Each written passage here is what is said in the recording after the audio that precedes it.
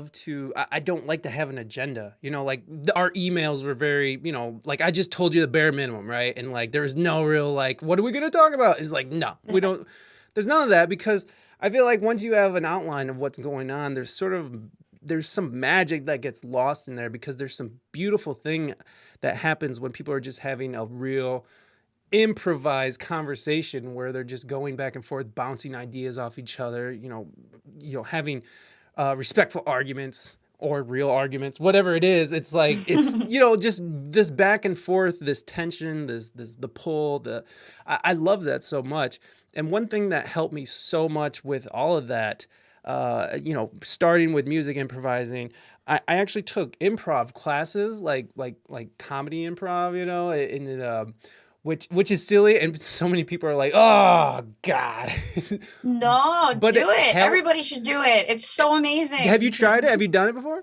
I Oh, took one improv class in New York City and it was wow. amazing. And this is after I started doing improv with music, and Okay. it still taught me so much in just a Yes. couple of hours. It's amazing. Everybody should be forced to do it. Not I forced. Everyone should be offered the opportunity to do it, but Everybody should be forced maybe a little rounded up, bit. put on trains, and Yeah. sent to their nearest theater for improv classes. Um. Anyways, yeah, but no, you're absolutely right. There is something that I took two, and then Corona came and took away my improv class, and it was a real bummer too because they were trying to do it online during the pandemic, and like it just didn't work. Like Zoom improv is just bleh, improv Yeah. authoritarian. You will get on the train. You will learn improvisation. Oh my Okay, I'm gonna God. stop. It's so dark. I'm gonna stop. It just got really bad really quickly. Thanks, International Space Bacon. Thanks for that. I really appreciate it. That was funny. Anyways, but what it did for me, it completely changed the format of my show, even because it was like all of a sudden now I'm equipped with this ability to there's something weird when you're training in improv classes where you're teaching your brain to instantly have options, like instantly have different options, and where you're not overthinking it, you're just sort of pulling, and so you're sort of training your brain into doing that, and so it went from a show where I wrote down a lot of questions to a show where I don't write anything down. Like I think there's like two things I wrote down for you, and that's it.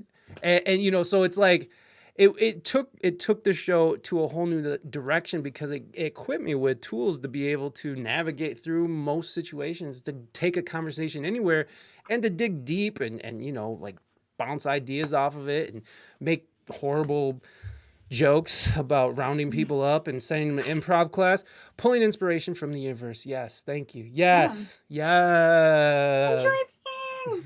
Aw. Enjoy being. Thank you for being here. Thank you. It's good to see you. I've never met you, but it's good to see you here. Thank you for being here. But yeah, so improv was just sort of this extension for you. Oh yeah, everybody as well. Lord Helmet, thank you so much for being here. There are questions for the guest. If you use a fresh bar, I always forget to tell people, but if you have a question for the guest, please do use your channel points. It's a very cheap channel point too. It's only one fresh bar, so you can afford it just by being here. What's up, Lord Helmet? Thank you for being here. Behind the Suit, what's up, baby boy? Good to see you. Can we get a shout out for Behind the Suit and Rafi? Um, we'll see if my mod's paying attention. I just heard her get home, so. um, anyways, the so improvising for you was sort of a way to express without sort of the constraints of a format and like words and all of that. Is that? Yeah. And, Yeah. I mean, it was just, it's like I hit a wall as far as a certain part of my creativity went. mhm, And then I realized that there was still more to be said. So I just kept pushing and I stopped caring about whether or not it sounded right, because yes. that was kind of the thing with being a songwriter, is that you kind of go back and you're like, how can I fix this? How can I make this, sound better? But when you're improvising, This the one word I need to say today, and I can't say it. Implement. It's okay. You guys know what I mean. But yeah, when it comes to that, it's just like there is no right or wrong. Yeah. It's just feelings put to sound or whatever medium you're putting it to, and it's very liberating. I highly recommend improvisation. Said it. Hey, you did it. Yeah, I do too. It just, on whatever level it is, whatever your medium is, like, I don't know how you would improvise. I guess there's a way to improvise if you're a painter. You could just sort of like go into it with no. Yeah. You could do the Bob Ross. Remember when Bob Ross would just break out like the putty knife and just go with like a big black mark and be like, let's see what we can do with this, which is amazing.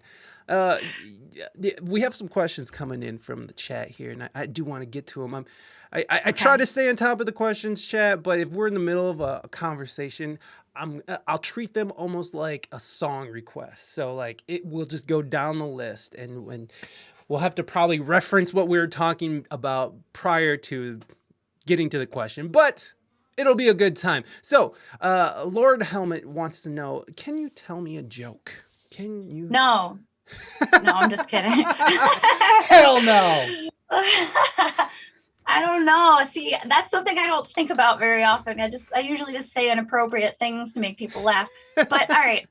So when I was in an elementary school, that's when I learned the chunk of the jokes that are appropriate for normal human ears, I guess. And so I have one that I kind of just jumped to, and it's stupid as hell. But all right. So there's 3 guys standing on a cliff, and this genie appears, and he says, if you jump off the cliff, you will land in whatever you wish for. So the first guy is like, all right, I'm going to jump to the edge of this cliff. I'm going to wish for $1 million. So he jumps off this cliff, falls into a huge pile of money. The second guy is like, I want 1 million puppies. So he goes over to the edge of this cliff and jumps, and there's like this big, beautiful, fluffy pile of puppies. The next guy doesn't know what he wants, so he gets to the edge of the cliff. And as he's thinking, he slips and goes, oh, shit. Oh, nuts. And there he goes. Still not really appropriate for a lot of human ears, but, people get offended at poop jokes. But I tell them, so you know what? It's a thing. Yeah. There it is. It's a thing. Everybody Lord Helmet, this is your fault. This is all your fault, Lord Helmet. That idea that people...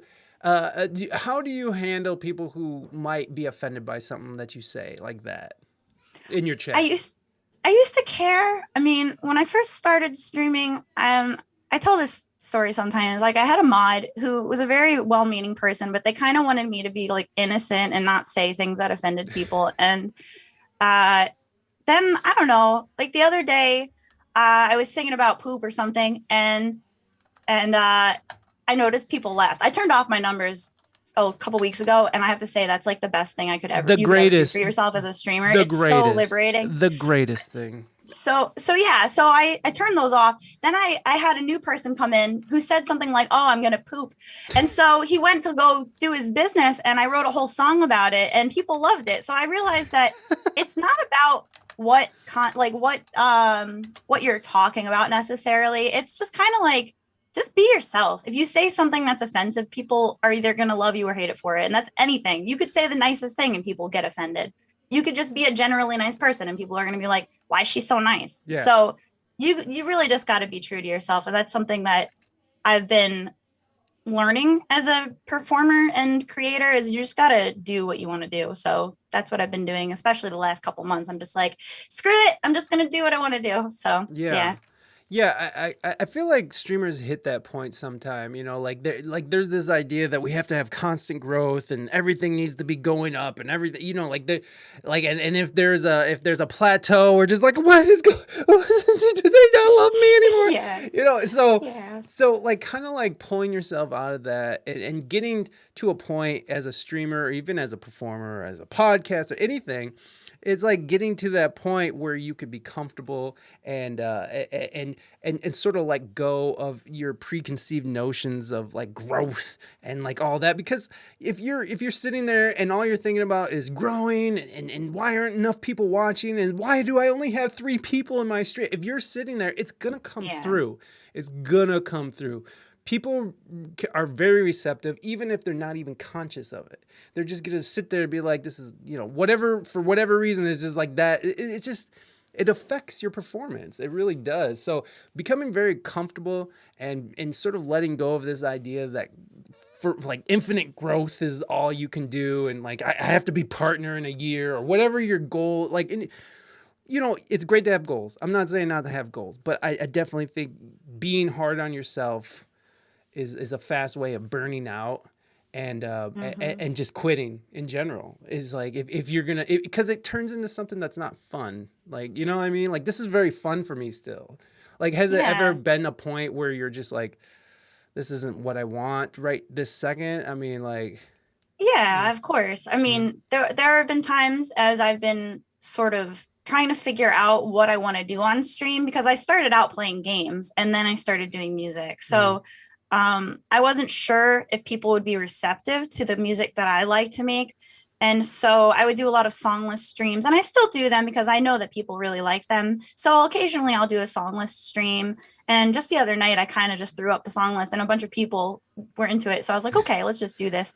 But songless usually is not my thing. And I know a lot of musicians love to do that. But for me, I feel kind of like anxious, like, oh, shoot, I'm messing up their song. So when I get back into the groove of just doing the random improv stuff, it's kind of like where I feel the most comfortable. And then when I do my weird ambient stuff too, I really love that. But I realized that, you kind of just got to feel it, because some days I'm feeling something and some days I'm not. So rather than schedule it and be like, okay, we're going to do this songless night, and then I get to it, I'm like, fuck, I don't want to do this today.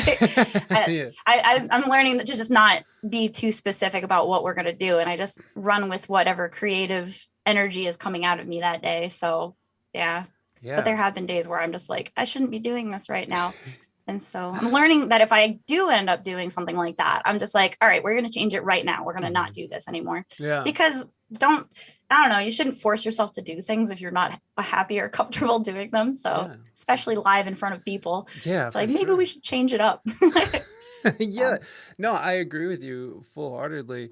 I've kind of stopped following songless streamers and DJs because there's not enough chaos. Sound Serum, thank you so much for that follow. I appreciate it. Amen. Sound Serum. Don't do crap you don't wanna. Yeah, I agree with that so much. Dex, good to see you, buddy. I appreciate you being here. There's this thing too where people in chat, and I'm not saying anybody in this chat, of course, but there are people out there who start like sort of demanding things of you, and it'll be like, dance, or like play Dance Monkey, or like whatever it is. It's that Synth Lab. Thank you for the follow. How do you handle people who are like, I kind of asked you this before, but how do you handle trolls? Like, what do you do? Like, are you afraid to be like, get the fuck out of here, or are you someone who is like, you'll tolerate a little bit before things go down? It depends. Yeah. I mean, I'm usually pretty understanding because I've worked with a lot of people with special needs, and like my whole career before this was actually just strictly that for 10 years. So I understand that there are probably going to be people on the other side of the screen, and I don't know what their mental state is, or like if they have a disability, or if they just are lonely and they need something. But if somebody comes in and says, sing this song, and I'm not doing songless, I'll try to, as calmly as possible, explain to them, like, I'm not doing that right now. But if you come back during this sort of stream, or if you want to, hop in the Discord to find out when those streams are, then you'll be updated when it happens. And so I find that just talking to people kind of gently at first helps with, non-offensive statements. Sometimes people will come in and be like, I'm not even gonna say anything, but like troll shit, obvious troll shit, where they're just saying nasty stuff. Those people are just gone because we don't have patience for that. But people that are like, do this song for me now, or sing, this thing, or do this weird thing with your face. It's like, I understand that there are people out there who are just looking for company and maybe have like triggers that get them like, woo. So I get it. Yeah. So I just kind of coax them away from that. Like, we're doing something else now. So we'll come back to that maybe later, but we're not going to do that right now. Oh yeah. So no, the Twitch universe is rife with mental illness, and within people and within streamers too. But it's, you know, like I think that's a great approach to it because, I mean, first of all, they could be like 10-year-olds, right? Just sitting there, That's just the other thing. Yeah. show me your boobies or so, you know, whatever it is, whatever ridiculous thing, right? And then the dance monkey dance. Yeah, I really like that approach. Yeah, me too. I think that that's the way to go because you don't know who you're talking to. You don't know if you're talking to a 10-year-old. You don't know if you're talking to somebody who is like really suffering from something. I mod for Reina, and I used to get really, really upset when people come in and say racist stuff or like say like just terrible things. And I would go and like I would write like a whisper to them like, "You're the worst. I hope I hope your life is fucking nothing, and you will be nothing, and you will die alone in a fucking broke down shit." You know, just horrible shit. Just, and that's what they want. That's what they want. They want that attention. And it's like, and then the other mod in her stream was like, "You gotta stop feeding the trolls, bro. Like, you gotta stop feeding the trolls. There's no need to." Mike never shows his bobs. No, I don't. I'm not a bob kind of guy. Come on, Mike, show us the tats. You want to see my tats? You want to see my tatties? Here you go. Here's some tats. Boom. Oh my God. Norm Storm. Look at that. Look at that horror show. Look at that drunken mistake. Wow. There you go. There's my tats. She said, "Wow." Wow. That's nice. Real nice. Real nice. It's permanent. I'll die with that on my arm. So everybody loses that. Yeah, so no, I agree with that. I think that's the right way to do it instead of being, because I've seen some streamers who get like really, really annoyed really quickly. There's one in particular, which I won't mention any names. I love them dearly, but they will just sit there and they'll be playing and they're just like, "I know you, and you just said that to fuck with me." It's so funny to me, which is not funny, but it's funny. Anyways, that it's funny to me, but in a really inappropriate way. What's up, Mental? Yeah. Good to see you, buddy. Well, we are lucky because at the beginning of the stream we saw Mike's bobs and massive abs. Yeah, you guys already. That's true. Okay, we did see his bobs. You missed it. Yeah. Okay, here we go. For a long time, he was. Yeah, there we go. No, I'm gonna giggle at this like I was when I was off. Oh my God. You guys want to see my tatties? Boom! I gotta move my Fauci ouchie. I gotta move my vape pen. There it is. There they are, guys. There they are. You got it. You wanted it. You got it. All right, we're back. But TOS. I think that lifted truck was more TOS. I want to ask this question here. I'm conflicted because I kind of want to stay in mental health. So why don't we stay? I kind of want to stay with mental health for a bit. When you're dealing with people in chat and you're trying to, do you have moments where you feel like you're gonna kind of not lose it, but do you feel like you ever like a little too overwhelmed with what's going on? Like if things are happening too much, and it doesn't even have to be a negative thing, you know, like how do you handle like a big raid, or how do you handle like a just lots of chaos going on? What's great about your stream is that it's very open for kind of chaos because you're kind of vibing, right? And you're just sort of feeding off of chat, you're feeding off emotion and whatever you're going. So it's kind of a open, the chat's kind of an open place to sort of get weird. But how do you handle things when it starts getting a little too much for you?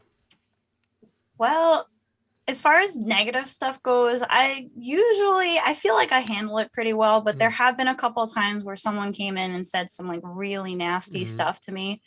And it just kind of broke me a little because I was already emotional. So I'm a weirdo. What I did in that one instance was I banned the guy, and then I got really upset because I didn't know if I did the right thing, and I just started kind of like crying, and I sang a song and looped it. I'm such a weirdo. But no, it's okay, I was like, ugh, and everybody's like, don't cry, and I'm like, I gotta get it out, and I just sang and I just made it into something.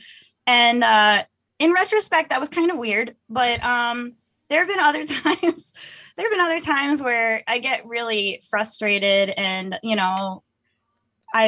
I've kind of been like, all right, get the fuck out of here. Like I have yelled at people a couple times, and I don't do it very often. So people that are regulars in my stream know that if I get like that with somebody, that it's like business time. I'm gonna like flip out. So I try to keep my cool with that. As far as positive things though, I find that raids trigger something sort of subconscious in my brain, and I'll just be like, and then something just sort of like lights up in me and I just go, and I like build this crazy loop or something most of the time. Sometimes I try to do that and then I'm like, sorry, it's just like fart noises in the microphone. And I'm like, I really appreciate your raid, but it just sounds like ass today. I'm sorry. But yeah.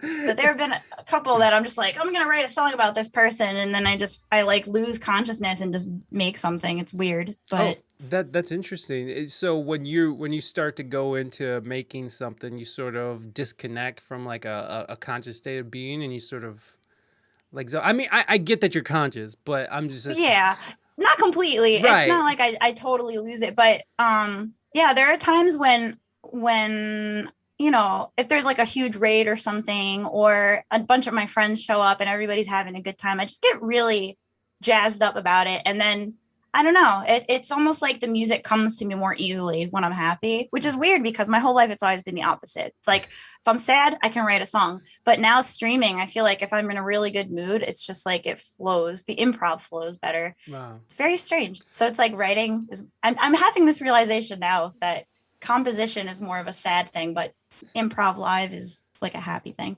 Cool. Yeah. That's dope. There you go. I love that. I love that. Well, I mean, you know, the thing about sadness is that distractions are great in those times. In fucking writing music, putting your efforts, putting your emotions into writing something, and actually, you know, it's a great distraction, and you just feel like after you're done, especially if you complete a track or if you just get really far in a track or something and you're sad, like when you're done, like you might still be sad, but what's left is this thing you created. It's like you didn't just spend the whole day being sad, right? You didn't just spend the whole day being like, oh, I guess I do suck. I guess I am worthless. You know, I guess I am a piece of shit. But if you put your efforts into accomplishing something, I think that's a big thing for people who might be down in the dumps, is just accomplishing things. I talked to the Silence Noise was on the show, and you know the Silence Noise. Yeah. Hey, Willie Beans, thank you so much for gifting us a sub to Enjoy Being. Thank you so much. I appreciate that. Here, this is for you. This is for you. Hello and welcome to We Speak English Good TV. I'm your announcer, Jean-Claude Van Damme. Thank you, Jean-Claude. So, yeah, I forgot what I was going to say. Oh, well. No, accomplishing, Silence Noise. Okay, I thought I would be real cute and just go right back into what I was saying, but I'm a stoner, and that don't work too well sometimes. But I was talking to the Silence Noise, and he was talking about how, like, when he hits these moments of depression in his life, that he like sometimes you get in these modes where you're just sad or depressed, and you just don't feel like doing anything, and you don't want to do anything but just lay there in the dark or whatever it is, you know.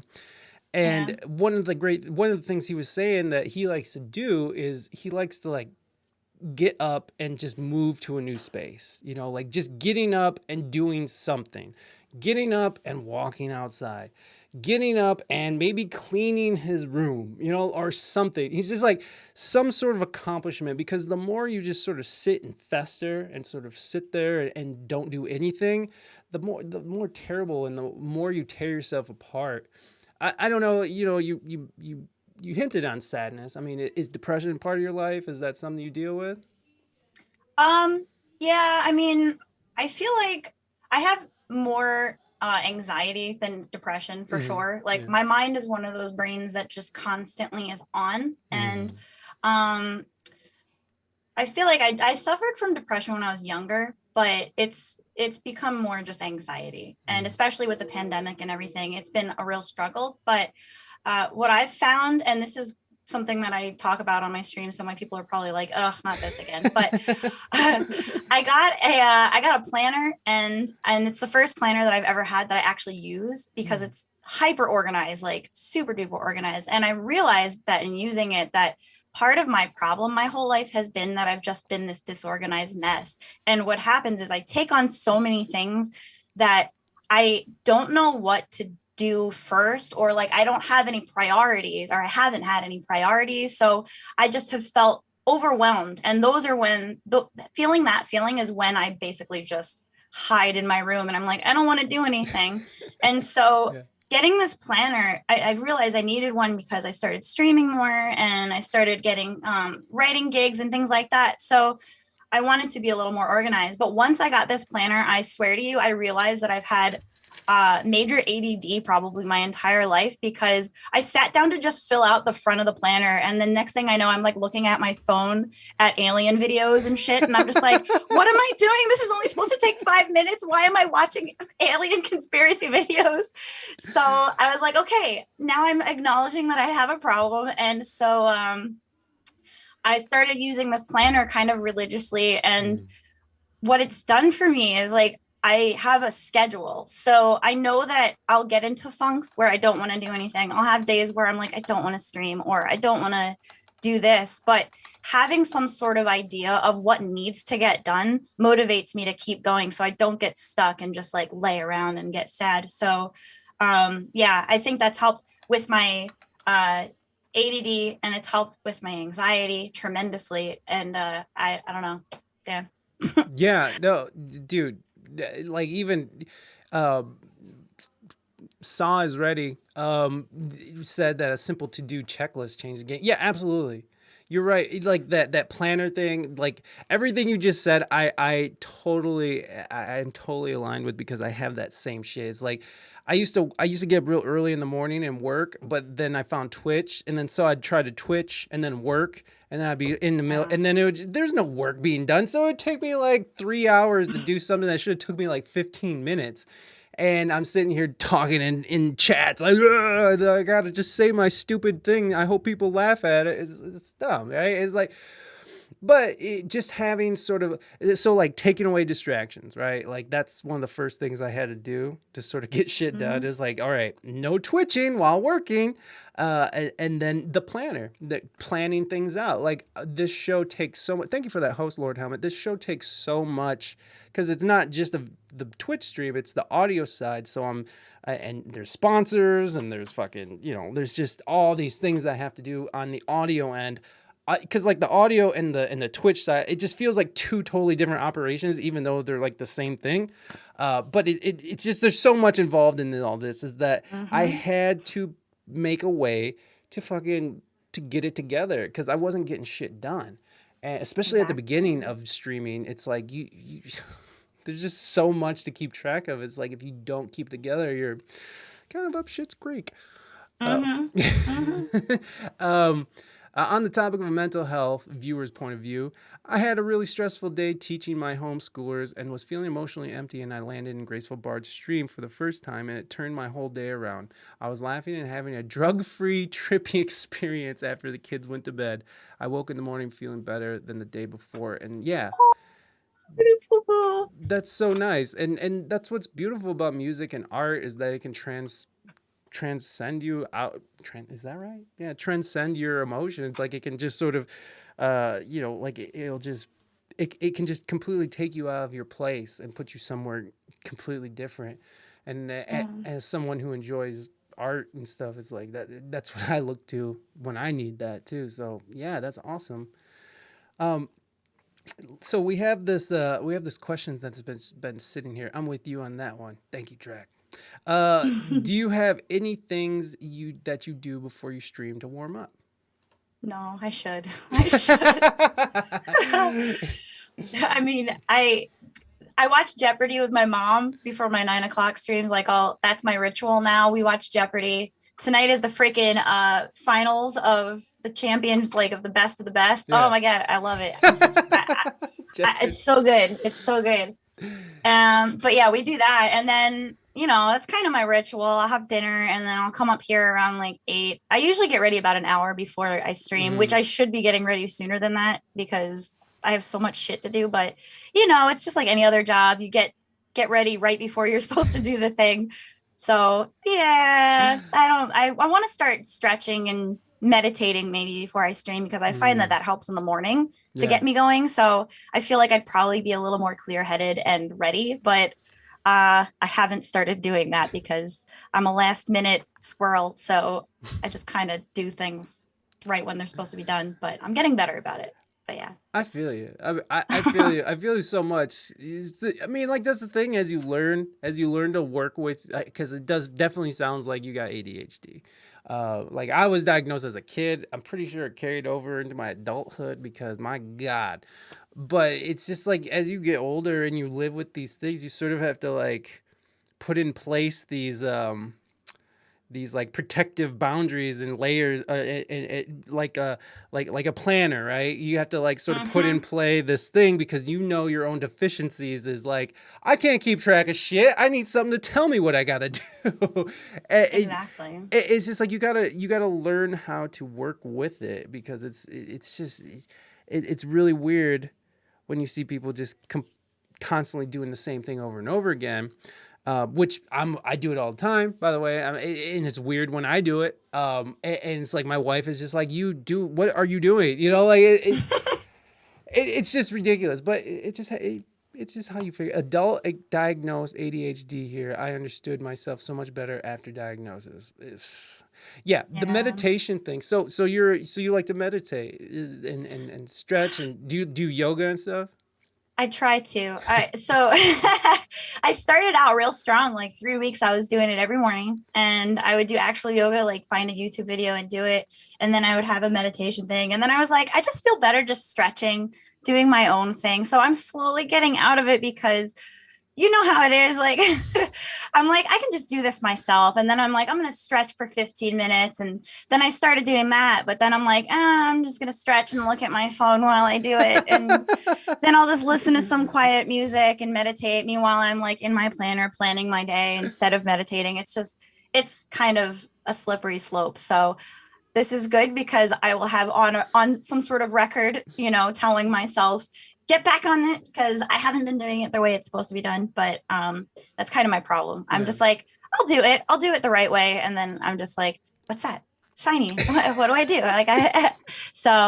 But yeah, I do find that it helps. I'm definitely more structured when I do that in the morning. And I don't do anything else before that. I basically make my bed, take care of bodily functions. And then I'm like, okay, time to stretch and, think about nothing for a while. And it also encourages me to have a clean space, because that's something I struggle with. I kind of like, it's not that I have like trash everywhere, but my clothes or my instruments, like I just go to do one thing and then like put something down where it doesn't belong. And then I'm like, no, I'm going to do this other thing. And then stuff just ends up everywhere. And Are you like constantly looking for stuff? Yes, I am. I am. I'm always losing everything. It's really bad. Like even stupid things like keys. I know everybody loses their keys, but like keys, shoes, wallet, everything that I need should be in one spot where I can find it. And it never is. And I'm always like, who moved my stuff? Because I live with my mom and my brother, and they're like, you know that you probably put it in your room, or it's probably in this place. And they help me find things because I'm just so absent-minded with stuff. But my family stopped helping me because they stopped helping just because they're busy laughing or being annoyed. They're just like, what? Are you serious? This morning. It was this morning. I wasted like 20 minutes walking around the house looking for my freaking phone. Where's my phone? Poo Poo, thank you so much for excuse me, Willie Beans. Willie Beans is out here just doing it huge. Willie Beans, I got something else for you too. Hello and welcome to We Speak English Good TV. I'm your announcer, Seth Rogen. Now everyone put your doobies in the air or your hands together, whichever you prefer, for your host, Mike EP. Yay! Yeah, thank you, Seth. And thank you, Willie Beans, for gifting that sub to Ood Ooh, poo poo. I don't know how to say it, the full thing, but I try. Do you know how to say the full thing, Bard? Ooh doo doo poo poo? Ooh doo doo poo poo. Oh my God. Ooh doo doo poo poo? God. I think that's how you say it. We ooh doo doo poo poo. We speak English good. We read English good. It's just how it goes. Is it in your pocket? It usually is. You know what? That's what Reina asked. Yeah. Oh, she just said that. Yeah. Yeah, nobody called me either. I was very sad. So we got another question here from the chat from Lord Helmet. Where do you want to be at this point next year? Ooh, Lord Helmet coming in with the fire questions. Next year? Ooh, let's see. I mean, there's so much stuff coming out that I'm kind of just like leaving it up to the universe at this point, really. Hey. Because I'm finding that every time I set some sort of goal for myself, I end up getting new projects and things in my life, and I'm kind of not really even sure what I want to be doing. My main thing is I want to be out of debt because I have credit card debt and stuff. So that's my main goal, is to just get out of debt, because I feel like once that happens, then I'll just have the freedom to say yes or no to things a little bit more unrestricted. Because now it's kind of like I have to make sure that I'm making money. I have to make sure that I can feed myself, and I want to pay off my debt. So things are a little bit more fueled around that sort of idea. But once I'm out of debt, I'm hoping I can save a little bit of money, and I wanted to buy a house or something, or land, but now I'm kind of like, maybe I want to travel. Maybe I want to, I don't know, visit my friends or do this thing for several months. I don't know. So next year, my main goal is just to be out of debt. Musically, I would like to find more gigs writing music, because I really love writing. And I'd like to keep streaming, of course. But yeah, I don't know. That's pretty much just keeping doing what I'm doing is really my plan. See where it goes. Yeah, I like that sort of feeling. It would be nice to have my own place, because living at home is nice, but after being locked in a house for almost 2 years with my family, I love them to death, but good God, I just want my own refrigerator. That's all I want. I just want a fridge so I can eat all the disgusting, wonderful food I can handle. But yeah, so. No, I get that. It's like it just needs your. There's something about financial freedom that's just beautiful too. It's Do you have a day job, or I know you write music for video games sometimes, but do you have like a day job, like a thing you have to wake up and go do every day? So I did right before the pandemic. Actually, I quit my job, and because I'm crazy and I didn't know the pandemic was going to happen. And I would have probably still had my job, but it was a complicated, long story. But I had sort of like side work, little side jobs that I was doing until I found a good full-time job. And then I got these full-time job offers at nursing homes and things like that. And I was just kind of like, I don't really want to do that anymore. I think I'm kind of done with it. And What do you do at nursing homes? I'm sorry, maybe I missed it. So I used to work at a day program, actually, for adults with developmental disabilities. And I did that for about 10 years. My last position at the last place that I worked, I was a recreation specialist. So I basically would walk around with bells on my feet and a guitar on my back, and I would go from room to room and like sing to them, and we would do arts and crafts and stuff and have karaoke on Fridays and stuff. And I loved it. It was amazing. But then we got bought out by some other company, and they were like, oh, we got to cut your pay by like $3 an hour. And then they had this new girl come in, and I had to train her. And then they were like, oh, she's your boss now. And I was like, what the fuck? So I left. I was like, screw that. This is a sign. Yeah. I was like, this is a sign. I don't want to be here anymore. So, and I had something else lined up, kind of just like, what's the word? Like not subbing, but kind of just one-on-one with somebody. So I was doing that, got paid a lot more. And then I started getting more music gigs. So I was like, you know what?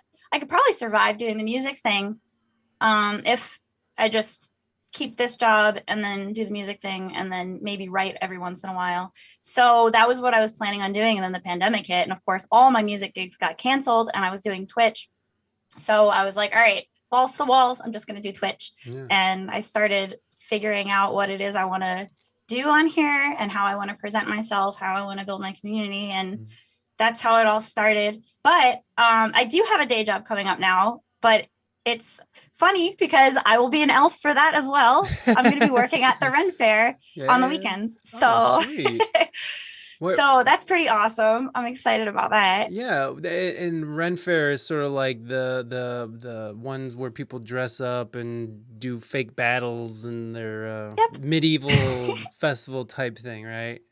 Yep. I'm going to be selling elf ears. I did it That's for one amazing. weekend before the pandemic. And then, yeah, I was supposed to do it again the summer after that. But then obviously all this stuff happened. And so I got an email from the Ren Fair saying, we're open in August. And so I wrote the lady that gave me the job last time. She was like, how funny. I was going to write you here, have a full-time job at the Ren Fair. But full-time for them just means that you're at all the festivals. So yeah, I'm going to be under a tent dressed basically not like this, a little more medieval, and I'm gonna have ears and putting ears on like little kids and stuff. It's the best job ever, aside from this, of course, but it's awesome. So yeah, I'm gonna have a job, which is scary, but it'll be great. So yeah. I feel like those kind of jobs that don't require you to like give a piece of your soul every day that you have to do it. I think those are the kind of jobs that feed your soul and not like eat your soul. Is like those don't really count as jobs to me. I mean, if you're having fun and you're doing something that you really like doing, I mean, I don't know how much you really want to be doing that instead of making music, but I'm just, it's like something that it's like, well, if I can't make music, I'm doing this. It's just something. It's really hard. Like, because I had the chew your soul up jobs, and it didn't sound like you really had a chew your soul up job. It sounded like your jobs have been pretty legit, and you're still incorporating music and stuff. I had cubicle job. I had my cubicle prison. Oof. And that was not good. And that it was very it was motivating to become my own boss, but I just ended up getting fired anyway, so I was forced to become my own boss. Yay! Right, but sometimes life does that, right? Life sort of leads you in these weird things, like, because at that moment it was like the worst thing in the world to have to come home and tell your wife and your newborn child that you lost your job because you fucking hated it and you just fucked up. And it could have been totally avoided, but you just don't say that, cries in the corner.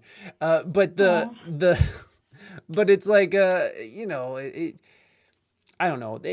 I know, like after something like that, it motivates you to like really work and focus on what you want. And after I was sort of let go or fired, I should say, like in the next 3 months, I was working as a musician because I was just like, fuck, dude, I gotta do something. I got this baby, I got rent. Like, and the fun part was that I got fired in the middle of the month. So like 2 weeks rent was due. Looks like we're having a yard sale or a garage sale or tag sale. It's weird regionally. But it's happening, and we're going to pay rent. And we did it. And it was fucking awesome. Like, me and my wife started a business. We were living 3 blocks from the beach in Southern California. Fuck yeah, it was amazing. It was amazing for us to realize what we were capable of. Of course, my wife has always known that she was capable of doing these things. It was me who was very, very much... Well, I mean, like if you've only worked for someone else and you've never seen what entrepreneurship is, if you didn't grow up with it, if it's just something, like both my parents, respectively, both my parents worked their asses off their whole life for someone else. And that's all I knew, So Reina, on the other hand, she just knows things, and it's just, I don't know. She's just better. She's better. Aww. She's just better at things. Reina's amazing, by the way. Fact. You got a catch there. She's great. I agree, and I'm just trying not to fuck it up. I told an interviewer today that I don't need this job. You pay less. Nice. Good, Mental. Get it. Tell him, Mental. Tell him your worth. Good. Tell him your worth, baby. Damn the man. What's your next interest, next instrument you want to own? Oh, geez. From International Space Bacon. Space Bacon. Cheese. You want cheese? Okay. Cheese, yes. I want to play cheese. I want to play the great cheese. I want a better keyboard, honestly, because I bought this thing. It's a Yamaha MX49. Oh, I lied to my brother. I thought it was a 61 key. Okay, yeah, this keyboard sucks. It's very tiny, and you can't play a full song on it because it's kind of like you run out of space. You got to use the octave key a lot. But I got it because it was good for gigging because it's really lightweight. So it does its job in that sense. But And it's got a little cutoff knob for strings. And that's my biggest pet peeve when you get a keyboard for strings and it's like, nah.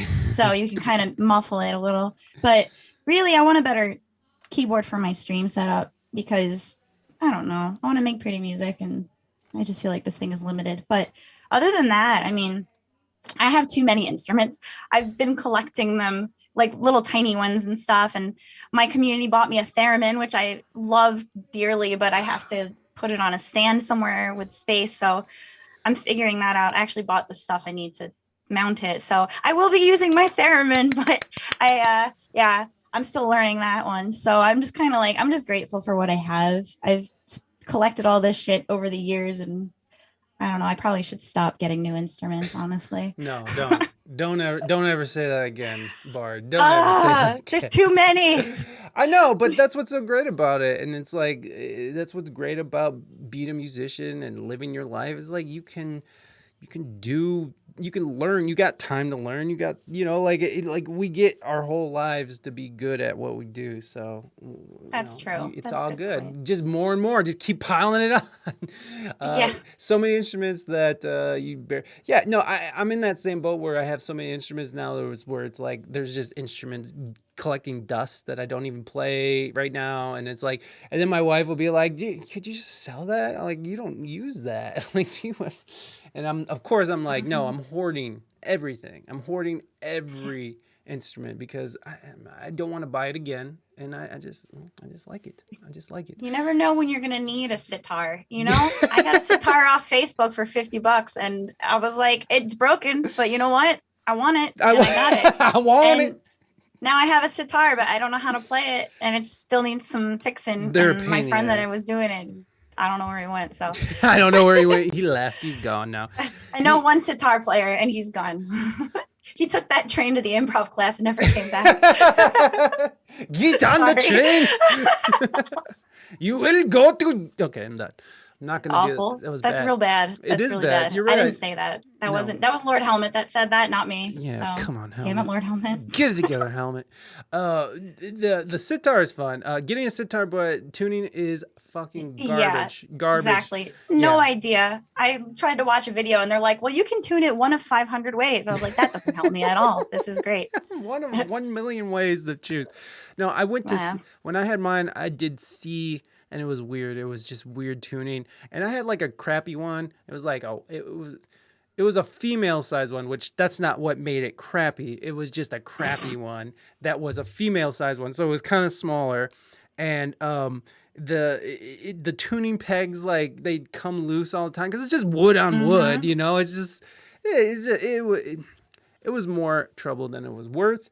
I played it for a little bit. I recorded with it for a little bit, and then I was like, I'm done with that, and then I just gave it away. I was like, probably do that. Hang on tight to Volvolzela. I don't know what that is. For real, I know beat makers who legit would benefit from random instruments. No, I feel you, but it's just I always support the instrument collectors because I am one myself. Synths, new synths. What's up with the synths? So that Yamaha, are you just not happy with the sound? You're just not happy it's not big enough. It just doesn't. It's not what you want. Just a little bit of everything, you know. Like it was meant to do one thing, and now it's just kind of like it's just my go-to keyboard because it's what I have, and I don't use my DAW to do any of my music. I just use all hardware, so it's this stuff goes into the computer, and it's easy. And also, I don't know how to get the sound to come out of my Cubase. I tried, and I have to download a program apparently. Somebody will have to help me because someday I would like to do maybe a production stream because it's totally different from what I do here. But yeah, this keyboard it's good for what I got it for, which is live gigs because it's super light. I could just throw it on my shoulder. Whereas I had this other keyboard that my brother bought like 20 years ago, and it weighs probably more than me, and I would have to be like, somebody help me, it's so big. And so now I want to get something that is heavy, that is better than a synthesizer, so it has its own sound samples and stuff. But yeah, this one I'm just kind of over it. It's all right though. It does its job Yeah. for sure. It makes music, and I don't want to jinx that it breaks or something. My instruments can hear when I talk shit about them, I think. So Yeah, next time you go play it, it's not going to turn on. May I suggest not getting a very heavy one and maybe going down the road of Nord. I don't know if Nord is in your budget. Nord. I'll write it down. Have you never heard of Nord keyboards, Nord Electro, Nord stages? Look, I think I have. I don't own anything by them though. look, I'm gonna go ahead and do you a favor and just go ahead and pull up some Nord keyboards here. Do it. And show you what I'm talking about here. I wonder if it's the one I've been eyeing. There was one that. Hold on, let me move this so I can see. And I'm gonna bring you in as well. There you are. Oh, the red ones. I see Willie Bean Yep, saying that. yep. I think that might be what I was looking at. Actually, I Yes. thought it was a Korg. No, it's a Nord. Yes, these weigh like 23 pounds. Okay, I want and one. they're fucking powerhouses. I have a stage 3, They're which so expensive. they're ridiculous. They're ridiculous. I paid I paid 3,000 for mine. Mine was I got a good deal on it, but I got a 73. This is the one I have. Yeah, this is the one I have. I paid $3,000 for it. It's fucking so expensive, but it's so amazing. Like the things you Yeah. could do with this, and I don't even know if you need all this. But when I look at what you do, and I've been to a couple of your streams, I think you could benefit greatly off this. I mean, like just each section is beautiful. Like this piano part right here it's just, you get your piano, and then it's like super easy to use because here's your organ engine, and then here's your piano engine, and then here's like your stuff for transposition and stuff. Here's your synth engine, and then here's your effects engines and stuff. So it's all sort of set up in it looks like a spaceship, but like once you dive into it a little bit, it's actually very easy and very intuitive. So I'm only saying that because I love Nord, and I've gotten Nord. I had the Nord Electro 2 back in the day, and then just a couple of years ago I got the 3. So it's just I want that. Nord stage is right up your alley, Bard. Yeah, I agree. Synth Lab is right. Yeah. Hi, this is Steve from Sweetwater. Are you in the market for new? Yeah. No. What's funny is that now I'm gonna have like all in my Facebook feeds. I'm gonna have like a bunch of like Nord ads. They listen. They know. And Nord. Yeah, exactly. Just Nord everything. Hold on. Let's just hear one. Let's just hear an example one because Nord stage 5. What? Stage 3 demo. Synth Dude, is this Jesus? No. Jesus Molina, who is an amazing piano player, he does some really great Nord demonstrations. I'm trying to see. All playing, no talking. That's right. Nice. That's what I like to hear. Right? We don't want to hear.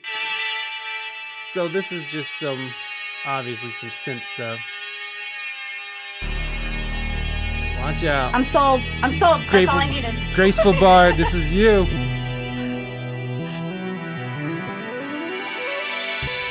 Wow.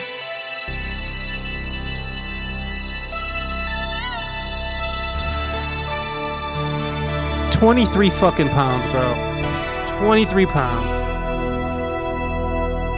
Hold on, let's just. Look at that. That's totally an elven, like 80s elven landscape right there. Yep.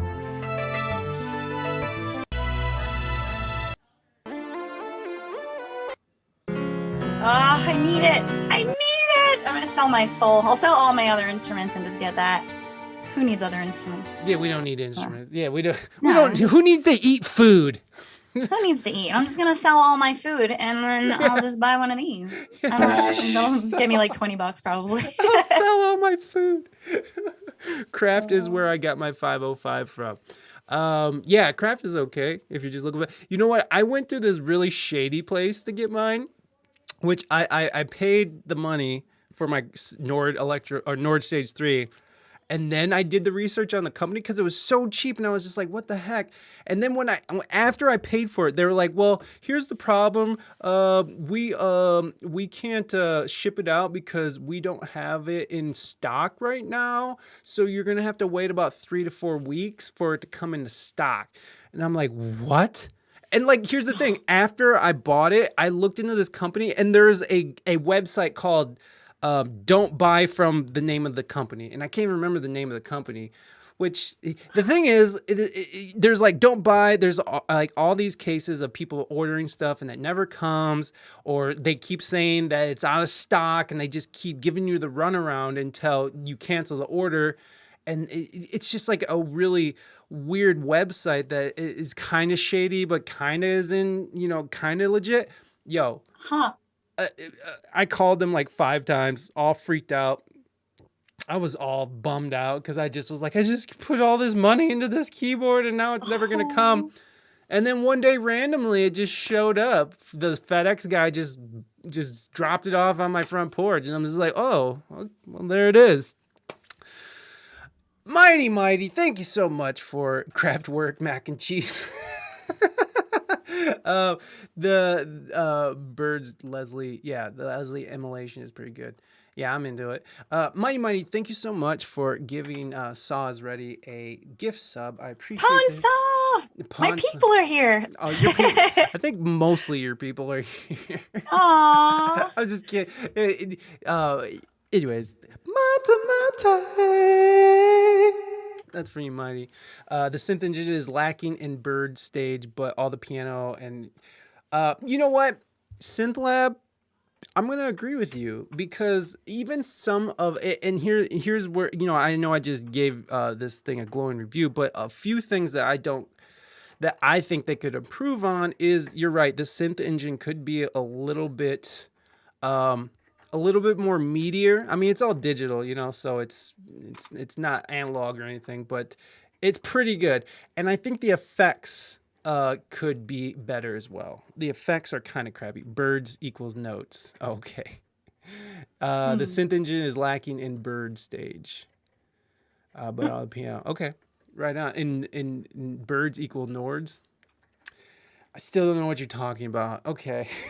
Sorry, man. Synth is drunk always. No, I'm just kidding. Get back in the dungeon. He needs to go back to his dungeon. Synth is hammered and twitching. Yeah, me too. I don't have anything against it. Oh, thank you again for that gifted sub to Nautic Official. I appreciate that, mighty. Yeah, no. Anyways, you're drunk. No, I'm just kidding. It's okay. You can be drunk in my stream. It's totally fine. As you saw at the beginning, we had some White Claw going. We had some monsters going. I mean, we had the whole thing going. Yeah. I think this is a great question. And this is from Papa Sweet. How do you deal with artistic resistance and self-doubt? Wow. Legit. Artistic resistance? Like, explain. Sure. Like, I would say artistic resistance would be like wanting to create or finding an excuse not to create or finding any reason not, like, because they're in like when it's time to work something, in some people, for me sometimes, when it's time to work or it's time to do something, all of a sudden in my brain, all it wants to do is say, no, don't do that. Go sit and watch TikTok videos or go watch, Netflix or something, instead of doing your art or doing your job as an artist. And so maybe I'm getting this wrong too. I don't know if maybe I'm getting this wrong and maybe this is not what they meant. But in my mind, artistic resistance is that resistance that occurs when it's time to do your job. If you're an artist, like, you should be doing it like it's your job. Like, you do it every day in whatever capacity. You do it and you treat it like it's your fucking full-time job, because that's what it is. And so fighting against that resistance, how do you do that? And there was a second part of that question and I wish I wouldn't have deleted that. Gosh darn it, stupid me. Oh no. I deleted the second part of the question. So there you go. Papa Sweet's reading The War of Art. Yeah, I thought that's exactly how I knew what you were talking about, because we know Papa Sweet. We know. The War of Art's amazing. Stephen Pressfield, it's this great book, and he talks about that. He talks about the War of Art and War of Art. Yes, exactly. Cool. War. I said Art of War, didn't I? Yeah, it's the War of Art and not the Art of War. Two very different books. But the War of Art is just sort of, and I think they're referencing the war within, trying to do it. And Stephen Pressfield was this writer. Thank you, Papa Sweet. In self-doubt. So how do you get past How do you get past artistic resistance, now that we kind of know what that means? And how do you get past self-doubt? Well, I think the main thing that helps me is to just sort of remember to only create for myself and to only really, I think, how do I phrase this? I try to only do things that I know are going to make me want to create, if that makes sense. Like, I've gotten a lot of requests to do music for people that I don't know, the project wasn't motivating for me, or it was just a lot of work that was just overwhelming. And I kind of have learned to first make sure that I'm not saying yes to those things. And it's hard for me because as a musician, you want to get as much exposure and do as much as you can to kind of help everybody. But once you start doing that more professionally, you have to learn to kind of pull back and say no, because when you have too many projects, I feel like that's when I get the most overwhelmed and the most down, because I'm like, oh, how am I ever going to do all this? I just don't want to do it at all. And so I've had to start saying no to things that I knew I just would not want to do. And it's hard because sometimes it's not paid, and that's easy because you're like, well, I'm not getting paid to do this. I can't afford to do it right now. But sometimes people will be like, oh, I'll pay you. But it's something that you're just like, something in you is like, I don't want to do that. Yeah. So you have to learn to just be like, no. And that helps. That's a first step. But then once you're in all the projects, you know, even just writing for myself, that rarely happens now. I have a Patreon, which I try to release something at least once a month. And it's really hard for me because I feel like all my creative energy is going into my Twitch stream. But it's good to have that because it's kind of like, all right, my deadline for my Patreon's coming up. I have to do it. And that kind of harkens back to the planner thing where it's like, knowing that I have to do something kind of forces me to get off my ass and do it. But kind of similar to getting ready for stream, I tend to wait till the very last minute to do these things. For example, I had a video game that I scored last summer, and it's still in progress on the developer side, but that was something that took a lot for me to kind of start doing it because I just felt like I was overwhelmed. This was before I had my planner, so I was just kind of like, and I finally sat down, and it took me a few weeks to really get it done. So procrastination is hard. I don't really know. I mean, I think just being organized, being proactive about it helps me to avoid even getting in that mindset. But it is tough because there are days that I'm just like, I don't want to do this. But I find that knowing that it has to be done, prioritizing my creativity helps me stay focused to realize like, okay, this is important. I have to do it. I think the hardest part of that is now that it's becoming basically my whole career is music now, it's hard because my social life is suffering. And I think that as a creator, you're kind of isolating yourself. And that's the hardest part. That's the biggest driving force for me that makes me like, I shouldn't do music tonight. I should talk to my friends who I haven't talked to in weeks.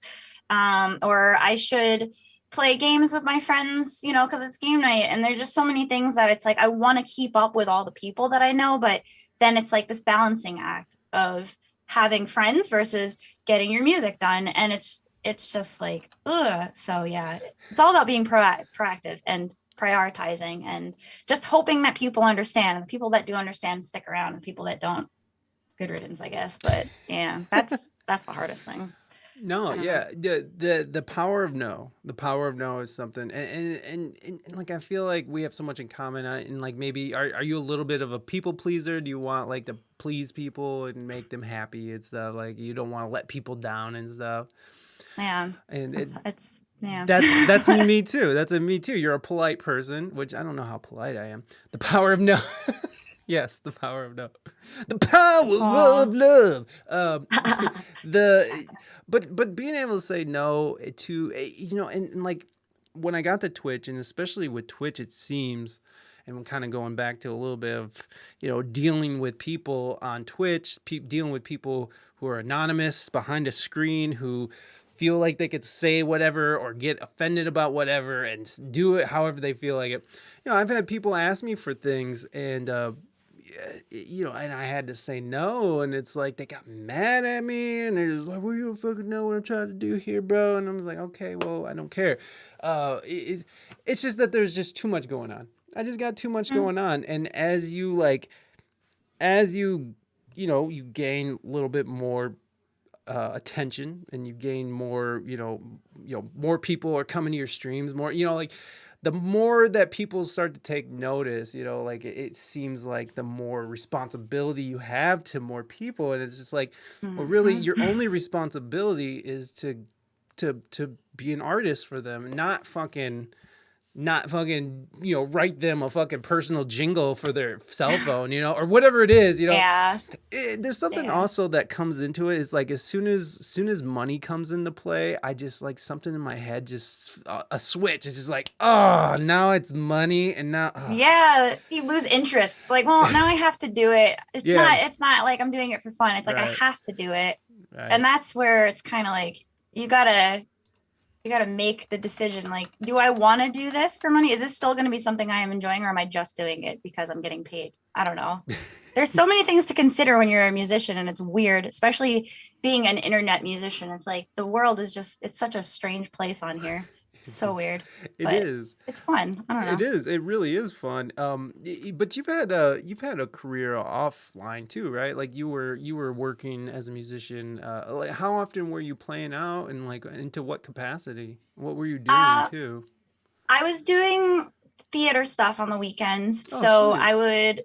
I play French horn professionally. No. I was, and I So cool. was doing community theater stuff, and I was getting paid to do that Fridays, Saturdays, Sundays, and sometimes Wednesdays. And then I was also playing at a church that one of my brothers is like the music pastor there. So he's like, fun. "Hey, I got a gig, it's cash under the table." I was like, "Okay, I'm there." And I would just go and sing in the morning, and then I would go to my show at night. And then I also would go to this open mic night on Mondays where I would occasionally paint and auction off my paintings. So it was kind of like just a nice little cushion of cash flow on the weekends. And then every so often I would get like bigger gigs on horn. Like I had a church out. I live on Long Island, so it would be like out on the East End. This fancy little hoity-toity church would hire us, and we would play for Easter and Christmas and stuff. So that was a pretty good gig. And let's see, what else did I do? It was all like French horn stuff. Sometimes I'd sing for people and things, but yeah. Did you go to school for French horn? Like, what was? I almost did. I was supposed to, and my senior year of high school, I actually played for a local college in their wind ensemble, and I got a scholarship for doing that. And then the hippie in me was like, no, you know what? I got a scholarship to this school in Vermont. I'm going to go there instead. My family was like, what? We drove you out there every other day for a year. And now you're telling us you're not going to this school? I was like, yeah, I'm going to go to Vermont. So I moved to Vermont, did that. And for anthropology, which I was awful at. And then I dropped out basically. So that was fun. That was a good experience to not go to school for music. That was amazing. That whole story, because so I went to Vermont for anthropology. Went to Vermont, studied anthropology, failed most of my classes. I went to school in the Bronx for a year after that. I was like, maybe this will go better. Totally didn't. And I failed, and then I just dropped out. It was great. It was great. Were you did you like high school? Were you into school at all? I mean, did you like school, or is it that you didn't like anthropology? Because I hated anthropology too. I was going into sociology. I love sociology, but I took some anthropology classes and confirmed hormones. What? French horny. What? Oh, okay. All right. Yes, very much so. Yeah. So like, I don't know, school for me was weird, especially because I started going with music, and then like I realized how much I hated learning music through school. And then so I went through sociology and anthropology, and then I realized like sociology is cool, anthropology fucking sucks at the beginning. I don't like any of it, so I just stopped going. And also I was an alcoholic. Well, still am, but I was drinking a lot, so I just sort of drank myself out of school. Anyways, Yeah. was school something that you liked? I mean, like, I don't. It seems like you didn't like anthropology, so maybe that's what skewed your view. But then you went to the Bronx, and you didn't like that either. So, Yeah. just curious. Well, you know what it is? It's just I realize that my environment needs to be a certain, like, I have a very particular style of learning. I like hands-on, I like creative learning, and all of the things that I struggle with, I never really found a teacher to be like, this is how you should learn this thing that you suck at. Like music theory, for example, I failed in high school. I suck at music theory. I can't absorb the knowledge. I just play by ear, and people are like, oh, you're playing this scale. I'm like, I don't know what the fuck that is. Okay. So I've never been good at memorizing these things. I obviously can read a little bit of music because I play horn, but I never got like private lessons. I just play it and I can read the sheet music. And that's basically the extent of my knowledge. I know notes, but that's huge. That's like, yeah. So if you want to work as a French horn player, reading notes, knowing how to read. Yeah. Well, knowing how to read notes is a huge part of it. I mean, yeah. Obviously you know how to read enough to get you gigs. So yeah, and I know people who are a bit better than me, so they're kind of like, oh yeah, I know this horn player. She's good. She'll be good for this gig. But yeah, sometimes I never really thought of myself as going beyond what I do with it here, because I know people here. But if I were to go, I don't know, to like the Philharmonic or something, they'd be like, get out of here, you little scrub. You don't know what you're doing. So it's kind of limited. But yeah, I've been really bad with math. I mean, I understand certain types of math, but I hated math classes, hated biological anthropology where you have to memorize evolution and stuff like that. Hated it. I loved the cultural aspect though, reading about different ancient cultures and ethnographies and things like that. That's what I was into. And I would take higher level classes because my teachers were like, oh yeah, you wrote this really good paper. You could take this class. You shouldn't probably, but you can take it. And I would do really well in those, but then I would have to take, anthropology 101 3 times and fail it for the 3rd time and just be like, I hate this. It's terrible. So yeah, I should have probably never studied it. I should have just, I don't know, gotten a van and like drove across the country and wrote books or something. That would have been a lot more productive than spending all that money on school. But yeah, and high school was kind of the same. It's like I had a couple teachers who got how a lot of kids learn and they kind of adapted, but you get all these teachers with tenure who just don't give a shit, and they're like, do your work or you're gonna fail, and then you do. So it's like I don't know, not a great student in typical school. I don't know. Yeah. No, school. I hated school, and like just teachers. Like there's like very few teachers that could get through to me and like actually make me want to learn.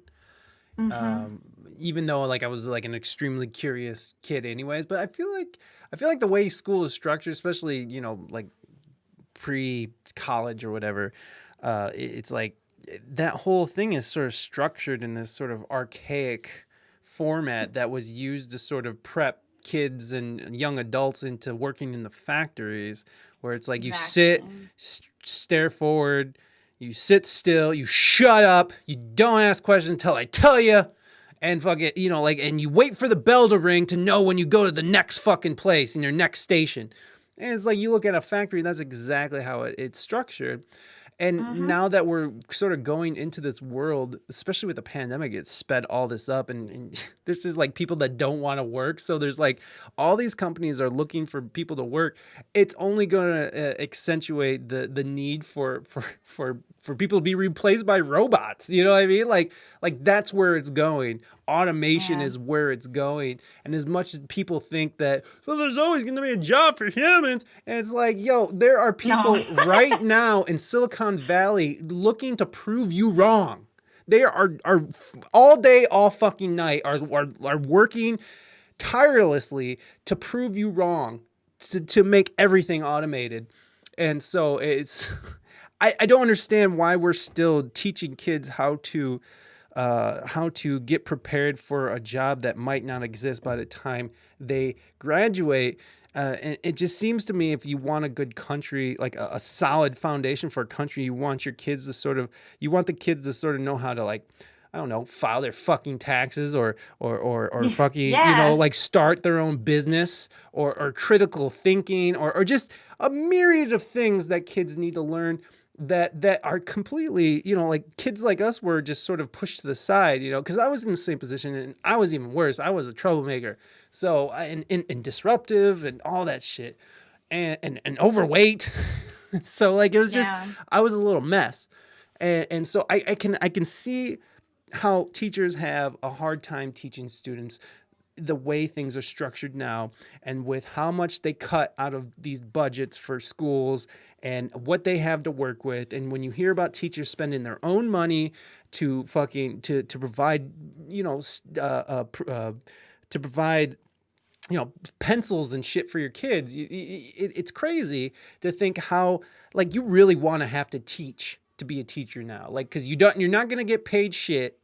And Yeah. you're gonna have to babysit like an overpacked classroom, and you know you're gonna have like a whole range of people. And like imagine like being a middle school teacher where all their fucking hormones are twisting up and shit. Oh my god, they're little like time bombs of just of semen and fucking grossness. You know, like just they're just gross, and it's just. I don't know, man. Like that job is a trip, and like this whole education system is not built for a lot of people, and it's sad. It's really sad because, you know, America claims we're number one, but like fuck, we're not number one in a lot of shit. We're not even number one in internet speed. Come on, I know, right? come on. So it's They like don't want to let it go. They're like, no, we're number one. I swear, we're always going to be number one. We're It's like, number one. sit down. We're not. We're Just not. relax. we're not. Go And outside for a little bit. You'll feel better. you will feel better. You will feel better. Move. Yo, Canada had bad internet speed too. Bad speed.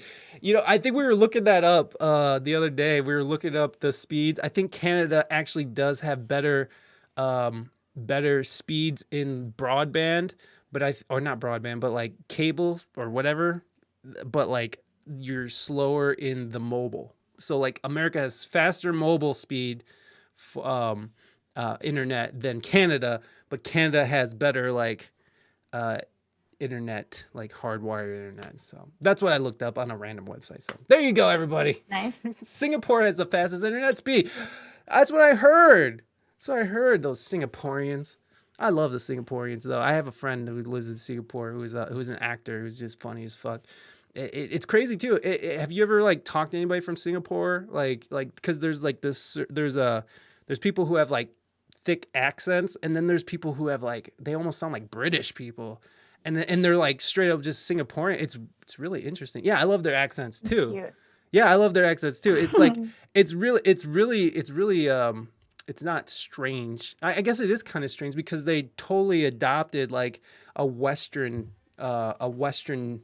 accent for some. But when I talked to my friend, he was saying that a lot of it has to do with class, because people who can afford to sort of to learn in these academies that, you know, teach in a certain way of, you know, in a certain dialect of English.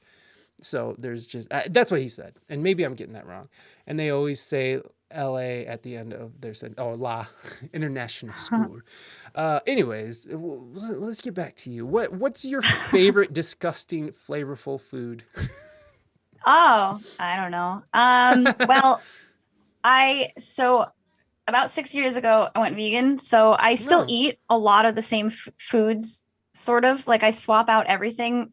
Like I'm not good with salads or anything like that. I still eat very unhealthy. So I make anything I can taste like buffalo wings, basically, because I freaking love wings. So I basically just get these like veggie nuggets, and then I just drown them in Frank's buffalo hot sauce, and it's so good. Wait, does the buffalo sauce have the butter in it?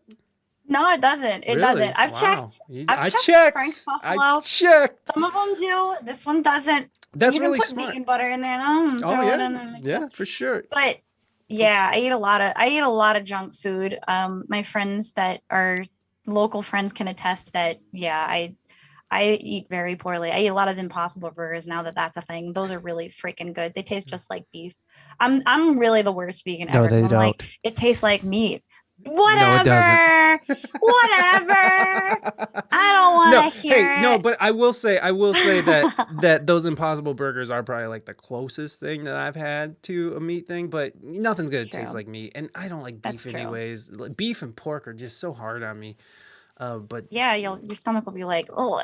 Yeah, I used to eat real. Before I went vegan too, I would just eat anything. We used to have this festival up in New England when I lived up in Connecticut, called the Big E Festival. If anybody's from that area, they'll understand immediately. It's got every type of animal you can think of that you can eat. And then it also has deep fried butter and deep fried bacon. And then it has like chocolate covered bacon, basically bacon everything, cheese everything. Every square of that area has just meat everywhere, and I used to go there with my friends and we would just get so fat, and then we'd go to the petting zoo and we'd like feed the sad fat goats, and it was just, I tried to go there after I stopped eating meat and I was like, this is depressing as shit. It's so awful.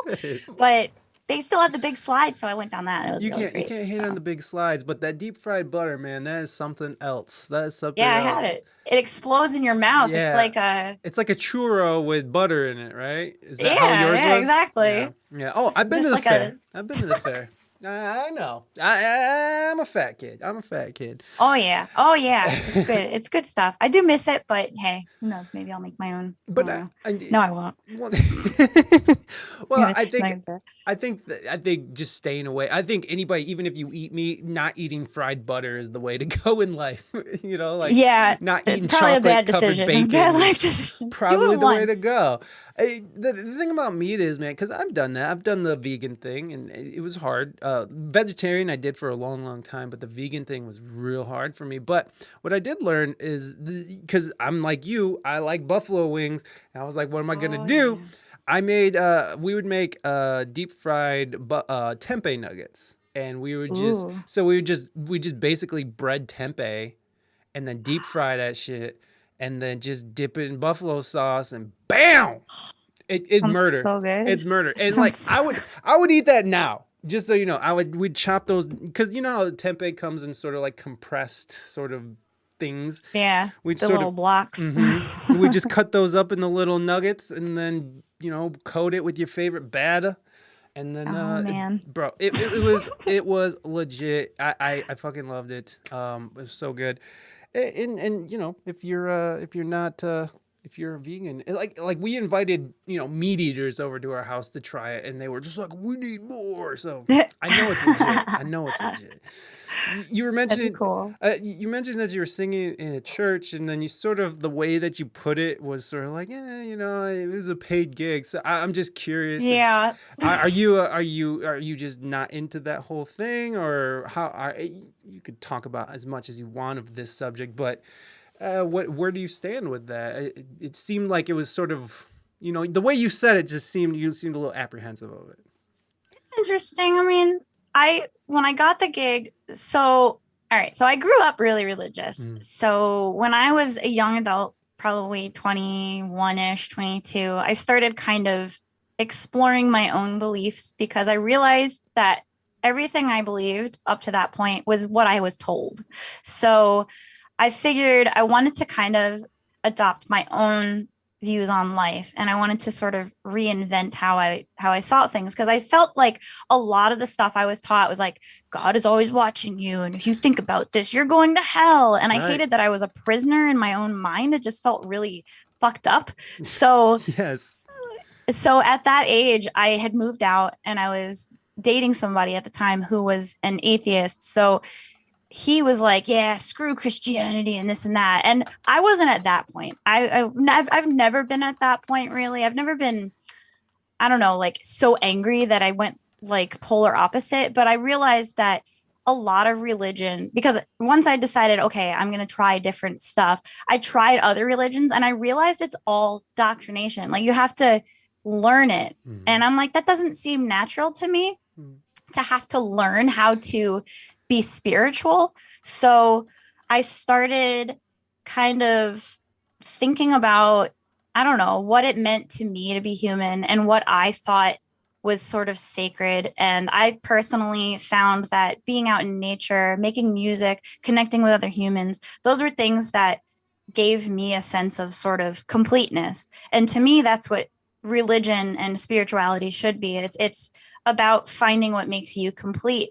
And I do think that spiritually speaking, I hate the word spiritual because people say I'm spiritual and I'm like, no, whatever. But I feel like spirituality is a thing that is sort of just our connection to all of this. We don't know. I don't think anybody knows exactly what it is that life is. It's a big mystery. But when you start telling people, oh, you'll be saved from doom if you believe this thing, or you shouldn't like these people because they do this, it's just all bullshit. And to me, I wanted to strip it all away and just live and try to trust that everything is connected and it's just going to be what it is. I don't know. It's kind of like a laid back attitude on it. But the closest I found, I took a little quiz online forever ago. The closest I found was pantheist, agnostic pantheist is what I consider myself, because I think everything is kind of in its own sense sacred. And so just respect everything around you and understand that everything's kind of interconnected. And I don't know. I don't know if it was created by somebody or not, but for me, I'm just chilling and existing and trying not to make things worse around me. Yeah. That's it. Yeah. Just eat a carrot.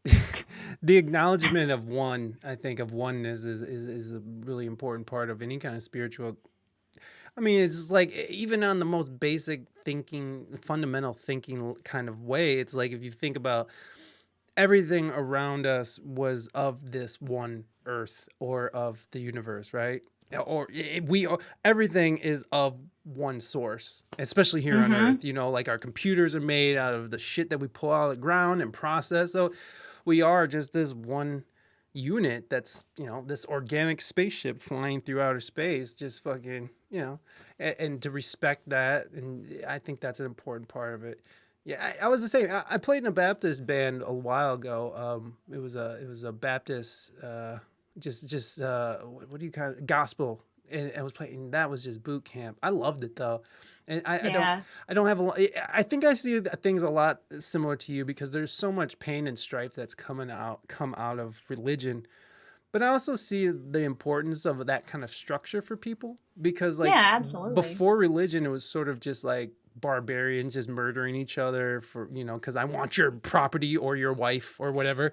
And it you know, so it kind of gives people sort of this structure of like this set of rules that are pretty good to live by, right? Except for like hating gays and stuff. It's like, you know, that stuff can go somewhere else. But it's like it's just a good guide, and it's sort of helped, you know, shape who we are and what we've become as a society. So there is a place for it, I think. But then, like at anything, it just sort of goes too fucking far. When you're born, you are atheist. Then everything else happens. Flux Continuum does not agree. What do you not agree with, Flux? And welcome. Good to see you. Thank you for being here. Flux. Yeah, my thing is, I think that religion, like you're saying, it has its place, but I think that it's not religion necessarily that has its place. I think it is just the structure. I think if people were to meet, and this is really what it is. I mean, religion is just people's need and desire to congregate and take care of each other. And that's really what every organized religion that does that is based on. And the problem is that then rather than focus on that community and the love that is in there, they start to push their own agendas or the agendas that they've been taught are supposed to be part of that religion. But when you really boil it down, the thing that I was going to say this is that when I was doing that gig at the church, I started to really like it because I liked the people there. They always wanted me to stay and like listen to the sermons and stuff. And I'm like, no, I got to go. But, you know, they would invite me to their little brunches and stuff. And they were always just sweet to me. Yeah. And that made me realize like part of me missed going to church as a kid because the people care about you. Yeah. But it's when they start saying, oh yeah, you know, pray for this person because they're misled and God doesn't love them anymore or something like that. That's where I draw the line. And I'm like, this is not how people should treat each other. But I totally agree that people getting together and making music, especially. That was a huge thing. That's part of what got me into music as a kid, is going to church and singing and stuff. I was in the choir as a little kid. So I will say that religion might not be exactly for me like the thing that I think needs to exist, but the structure and the community I think absolutely need to exist. And that's why Twitch is so big, because one of my friends and I were talking about this, about how Twitch is basically like AOL chat all over again, but with video. It's like people are actually getting together and meeting across the whole world, and there's community, and there are people that are genuinely taking care of each other from a distance. And that's not happening in real life enough. Like we need to do that everywhere. We need to bring that out. I'm getting all philosophical, Jay, but that's okay. But yeah, we need to do that. And I try to help people understand that, because I feel like a lot of people are like, I'm alone. And it's like, the reason we're alone is because we're being taught as a society to not congregate and not take care of each other. But that's really what life is about. We got to take care of each other, take care of ourselves. And religion, I think, plays a hand in that, but we could do it easily without all the doctrination and stuff. If we just taught, all right, hey, that's your neighbor, be nice to them. That's all we really need. Like, be nice to them. If they're a dick, maybe don't be nice to them so often, but yeah. Well, I don't know. It's just the way that church, and I agree with that. Like the community aspect of it is so huge, and that's what the big part of it as well. But when you look at a service, when you look at a church service with music and there's incense and there's this person who's standing elevated, who's maybe mic'd in this big, beautiful building that's huge and echoes and has all this artwork everywhere and is gold and they're in their robes and it's a show. It's a fucking concert, man. And they're just putting on a fucking show and you sway people into giving you money that way. And support and community and all that good stuff. But because there are churches out there that are doing great things. And just because I don't believe in their little white Jesus, it doesn't mean that that I'm not, that I don't respect the fact that they're out there on the streets fucking trying to help the homeless and trying to do really good things. And so there is a part to it. And Flux, I saw what you said. And, before organized religion, I'm not that big of a history buff, but I don't know if there is places where order was happening, but it was order through fear and rule, which religion did that as well. So I'm not, I just feel like organized religion sort of got us to sort of this freer society that we're in, where, because even one of the tenets to Christianity is to make your own decisions, because God gave you a brain to make your own decisions. And so you can sort of, was a deep talk. I don't know how deep talk it is, but it's just, I feel like that organized, and I might be completely wrong. I probably am, but like, just from what I understand of it, it's just like, it kind of got us to this point where we can make our own decisions and make our free-form decisions. And then even to the point of organizing how people should live and what kind of rights people should have, the right, the freedoms and rights that we've come up with, even in this country, in America. It comes partly based off of religion that, comes from the Greek, and their religious views and stuff. So I think that's right. Like, is it Greek? Like, are some of our or is it Roman? See, now I'm getting shit mixed up. I'm getting out of my wheelhouse at this point. So, Flux, look, I mean, you do your thing. I get where you're coming from. And I do agree that we've sort of gone away from religion as a society. And we sort of glommed onto other things that I feel like people are treating more like a religion. And, it's like the absence of like Christianity and religion has sort of brewed another sort of religion, which is like cancel culture and this idea of wokeism, which I'm not saying that's a totally terrible thing. I'm just saying the idea that you have to sort of suspend belief on certain ideas that to go along with the narrative. I mean, that's a part of religion too. Like, you have to believe that there was this guy who rose from the dead and then came back and saved all our souls. And then, and then there's also the idea of denying science in certain aspects of let's just say like gender, you know what I mean? And I'm not trying to say this, but like denying certain scientific aspects of gender. You kind of have to suspend belief for that, because I mean, I'm on board for transgender people. I'm not against that at all.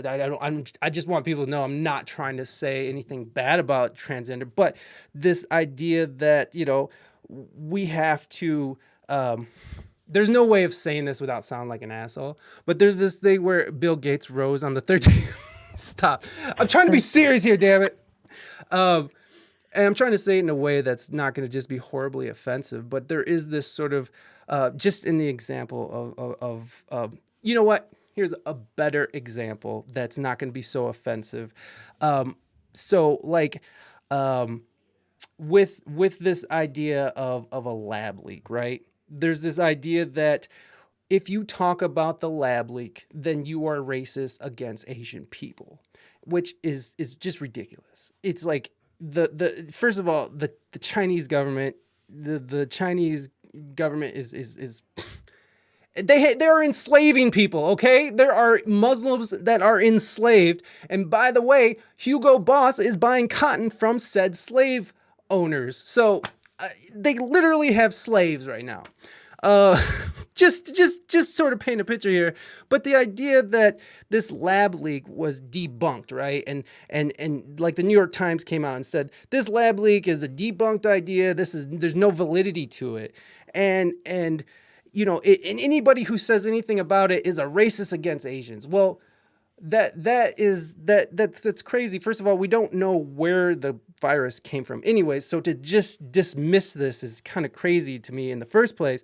But the fact that we have to sort of suspend belief that talking about the possibility of where this pandemic came, this pandemic that ruined everyone's life for fucking a year and a half, that we can't find the source or be honest and open about it. We have to sort of suspend this belief that it just came from animals in the wet market, and that, so like there's this idea that we can't talk about things, and like I find that in religion too. Like you can't question who made God, right? If God made everything, who made God, right? You're not allowed to ask that question. So there's these ideas that's getting tied in with this new left woke movement that I feel like is sort of taking the place of religion, where you have to sort of suspend belief. You have to sort of go along with the crowd. There is a sense of community. And when when communities get together and cancel people, people feel empowered as a community together.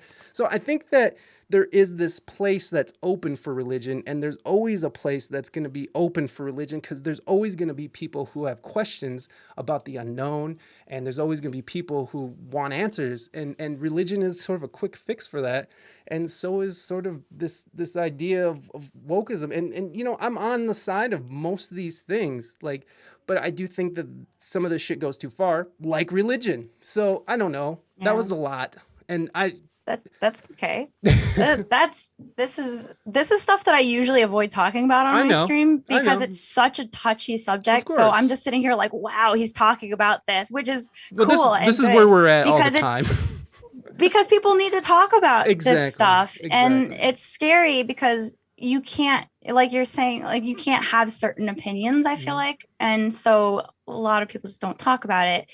And I think that's from all sorts of viewpoints. People just are afraid to talk about it because you don't know what's going to happen to you if you express the wrong idea. And that's where I think religion and just blindly believing things or blindly following what everybody else is doing, that's where it's dangerous, because you create this sort of culture of people that are afraid to have conversations. And I was thinking about that the other day, about how I was thinking about school, actually. So this kind of ties together a couple of the things we've talked about, but thinking about how you have a classroom of people with one person talking at them. And I was thinking about how much better society would be if everybody just sat in a circle and took turns and had shared their ideas, because that's something that I try to do with my community. Is like I try to talk to them when I can, and I have a few people that I do talk to in a group chat once in a while. We play video games and stuff, but I feel like when you let people talk, you get to understand their perspective, and you might not always agree with it, but that's where education happens. And when you have one person sharing their idea, or one group of people sort of demanding that people feel a certain way or believe a certain thing, and you're going to be angry at them if they don't agree with you, there's never going to be any sort of resolution. There's just always going to be division. Yeah. And that's the problem with this sort of Gnostic approach of like, well, we're right, you're wrong. You can't live like that. And rather than actually hit the topics head on, I tried to preach sort of like, everybody needs to stay with an open mind and remember that everybody's going through something. Everybody has their own opinion, but also people are allowed to have their own opinion. You can't force people to believe what you believe, but you also can't be like, okay, you don't believe this, you're out of society. Like, that's so dangerous. Yeah. It's so scary. It's dangerous and scary. Yeah, you're absolutely right. It's dangerous and scary. And by the way, I don't mean to just keep going on this, but I'm sure everyone's been seeing in the headlines about the lab leak becoming more and more accepted. So I just wanted to tie that up a little bit. But yeah, I actually do very much agree with you about it being dangerous and really scary. When any group becomes a dominant and there's nothing to counterbalance, it just bad things happen. I mean, historically, that's how it goes down. Bad things happen when there's no balance. And that's what's so interesting and so amazing about, the United States and how we structured our country, is that there is sort of this checks and balance things. And to whatever extent you want to believe that it's, being done on the level or in any way, but it's definitely, it's definitely a good system. I think that just needs a clean up a little bit, but yeah. I don't know. It's to have like the left and right. Like, I think it's healthy for debates to go on, but for one side to say you can't say anything and you have to do it like this, well, that's like we said, it gets dangerous. It gets very, very dangerous. Yeah. And I know we're getting closer to 5 o'clock here, so let's see what questions are left.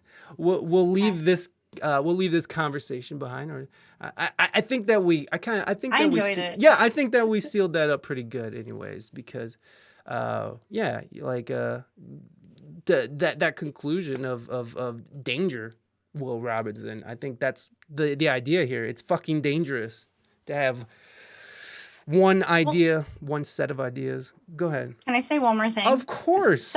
So in regards to what we were just talking about, I realized that a lot of what's happened during the pandemic, and maybe this is because people are scared and they feel like they want to belong and they don't have their normal social structure to do that for them. So I feel like a lot of people are kind of clinging to, this is what I am.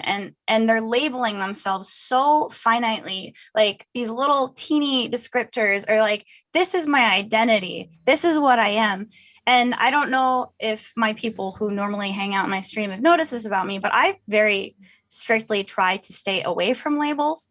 And I know that pronouns are a thing, and I respect people's desire to apply pronouns to themselves, but I very particularly do not ascribe to putting that on my social media. And the reason for that is I like to be a fluid human being without people being like, what are you? Mm-hmm. And I just want to be human. And I know that people who use pronouns very, very specifically are also human, but I feel like for me, I just don't want that to be the first thing. Someone's like, oh, okay, it's a she, or it's this, or she's left or right. I'm like, I try to be nothing. I just want to be in the middle. I want to be open to everything. And I just want to stay fluid. If some alien comes down to Earth, they'll be like, what are you? I'm going to be like, I don't know. I'm Bard. I'm me. I'm me. Like, I'm a Bard, bro. I don't have a laundry list of things that I want to be completely defined by. I'd rather be less defined, as very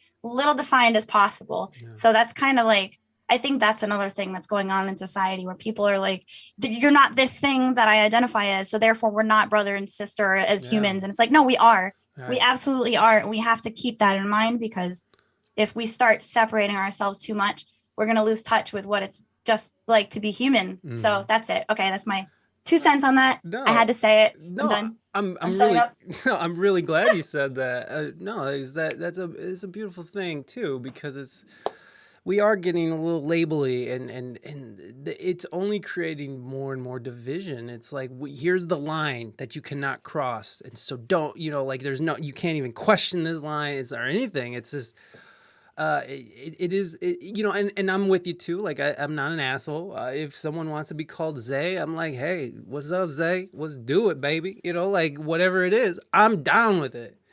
It's just that there's a lot of there's also a sense of there's also power that's involved with that as well. There's a certain power grab that's sort of being taken with that as well. There's the power to make people comply with what you agree with.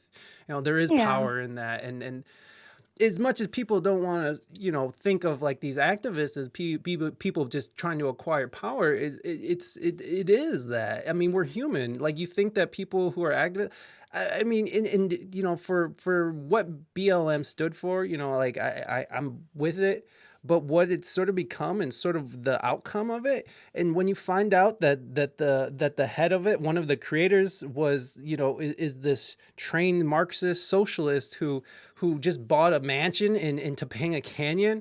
It's like, you're a socialist, so you're allowed to be up here, but everyone else has to be equal, but I'm allowed to be up here. And plus the crime rates that are just from defunding the police, like, it's insane. Like New York, you guys just had all those cops quit. You guys are having all this crazy shit happen. So much crime going on right now, and I really was behind the whole BLM thing, and I wasn't really behind the defund the police thing. But I really did think that it was important for people that have these issues and for people's voices to be heard. But like anything else, it sort of went unchecked and it went too far. And now, we have fucking cities that are still burning. And it's, to me, that's insane. Like, it's insane to be like, let's get rid of the cops because they're the ones shooting everybody. It's like, wait.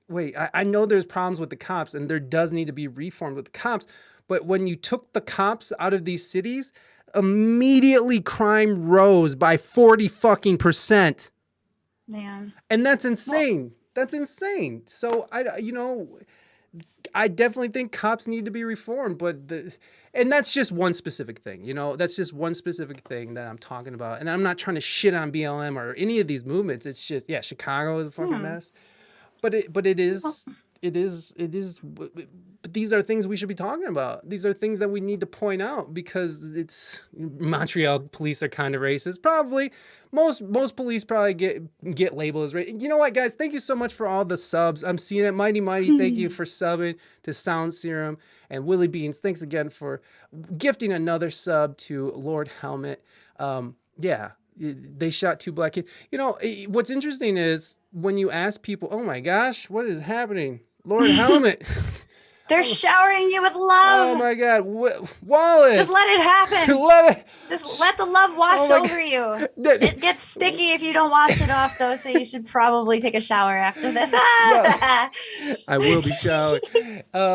No, I appreciate it. And it's funny that you guys are showering me. And like, a lot of people think of what I'm saying as like the worst fucking thing you could say now. Yeah, it's scary. And, you got to be careful. But somebody's got to talk about it. You got to talk about it. Thank you for the woo, Reina.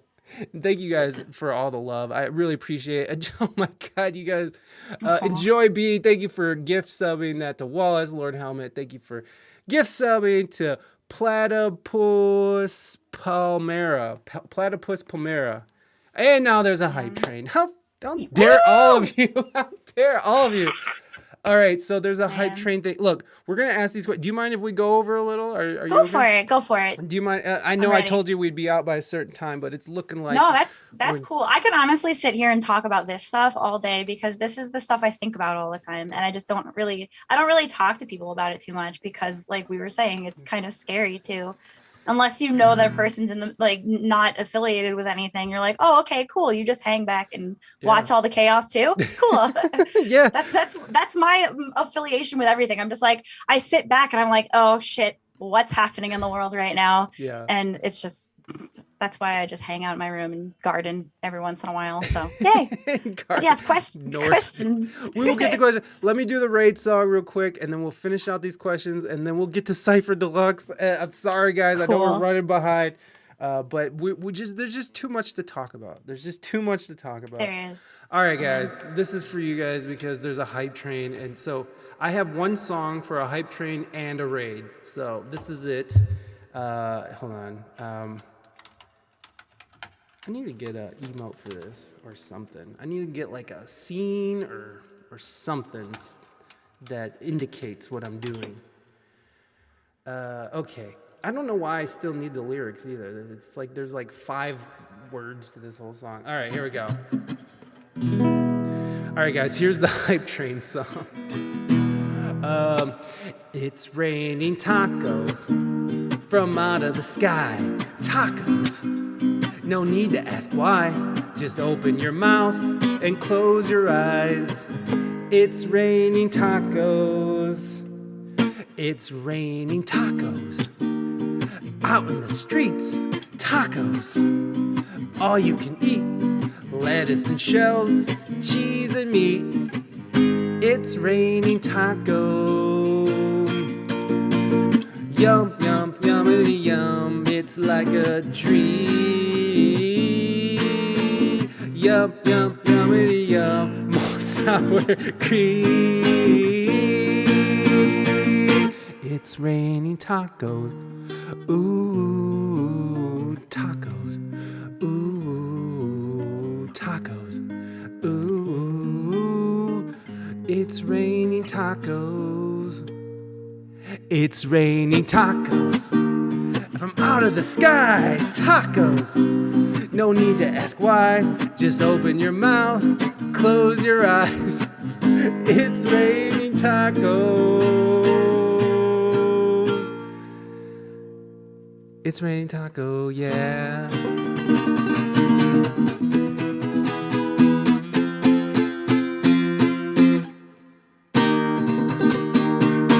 There it is. Thank you for the tacos. Thank you for the tacos. Thank you for all the bits and love, guys. I won't disrespect your ears by singing anymore, but I do appreciate you guys. Oh my God, Mental, are you subscribed? Oh, okay. I was like, wait a second, and I don't know what I thought, Mental. Thank you, Mental, for that subscription. Mighty, thank you for those 300 biddies. J Doom, oh my God, 2,000 bits? Holy crap, bro! Thank you so much, J Dooms. I appreciate that. Oh wow, that's insane. That's very kind. Thank you so much. That's really endearing because that was singing really bad. Willie Beans, thank you for that extra sub to Random. I like that name. Mighty, 200 subs. Random, thank you for the 500. Oh my God, 500 bits. Jeez Louise. Graceful Bard, what are you doing? You're my guest. That's not how this works. That's not how it works. Lord Ellen, thank you for the 100 biddies. Willie Beans, I think that's where we got Willie Beans was gift subbing to Dratch, and thank you guys so much. You guys are too wonderful and too kind for all that. And Aaron Doom, welcome and thank you for being here. Oh, and oh my, Dratch, jeez, come on. All right. I don't have any more things here. How about more here? Jean-Claude Van Damme. Hello and welcome to We Speak English Good TV. I'm your announcer, Jean-Claude Van Damme. There you go. Gotta finish that fiver, bro. I appreciate that. If it doesn't finish, it's okay. So many tacos. There's so many tacos going on here. I'm gonna try to continue this conversation we're having here. We're gonna get through these questions because I want to make sure that your guys' questions get answered before we move on. And let's try it. Let's try it. So if you are LOTR Universe, Lord of the Rings. Okay, sweet. I knew that. I actually knew what that was. Okay, if you are Lord of the Rings universe, what would you like to be? And level 5 is complete. Papa Sweet, thank you so much for continuing. You guys, oh my gosh, you guys, thank you so much. There we Best go. community ever. Oh my God, you guys are just too much. You just brought your friends over, and they just, wow. I appreciate that, guys. You're gonna make me start. Anyways, Cry. No, I'm just kidding. cry. Do it. I want to see it. You're getting me all worked up, guys. I appreciate that a lot. So thank you so much. So if you're Lord of the Rings universe, what would you like to be? I mean, I would like to think that I could be an elf. I like elves. Okay. Elves are cool, but I don't know. I also really like hobbits because hobbits get to lay around and garden and eat a lot, and they're little. I'd probably be a hobbit, actually. Now that I'm thinking about it, elves are a little too hoity-toity for me. I would be a hobbit. They all do. They do carry around this sense of entitlement, don't they? Liv Tyler with her entitlement. Yeah, Liv Tyler, get out of here with that nonsense. Oh, okay. Well, there you go. And that was for Mental. And thank you, Mental, for that question. Wow, this was asked an hour ago. Do you set aside time for both practice time and creative time, or are they one and the same? And that's from a Nautic Official. No, I don't practice. I should practice every so often. If I have something important coming up, I'll practice a little bit. Like I played a little bit before this, but not much. And then when I have gigs coming up on horn, I practice like a week before, which I still need to do because I have a wedding actually next week to play. So that's fun. I have to practice horn for the first time in like 6 months. But yeah, I don't practice enough. I occasionally get the itch to do it and then I will, but I don't have any sort of set time. And as far as like art goes and stuff, whenever I'm feeling like just doing something different, I'll do art. But yeah, I don't really have any set schedule as far as rehearsal goes. I just stream. That's it. Yeah. There you go. That's a solid answer. You talk about practice. Yes. Y'all talking about practice? Hey. You picked up your violin, J Dooms. Moving Dutchman, thank you so much for that resub. I really appreciate it. And it's good to see you, bud. Thanks for being here. Again, everybody, we got a live band stream this Sunday at 3 p.m. Eastern Standard Time, so stop through. The practice thing is weird, right? Because like I feel like I'm only practicing when I have gigs coming up too. Yeah. Like I gotta. Oh shit. Yeah, it's like I better do it. Like we got this music stream coming up on Sunday, and I just started practicing for it on Wednesday.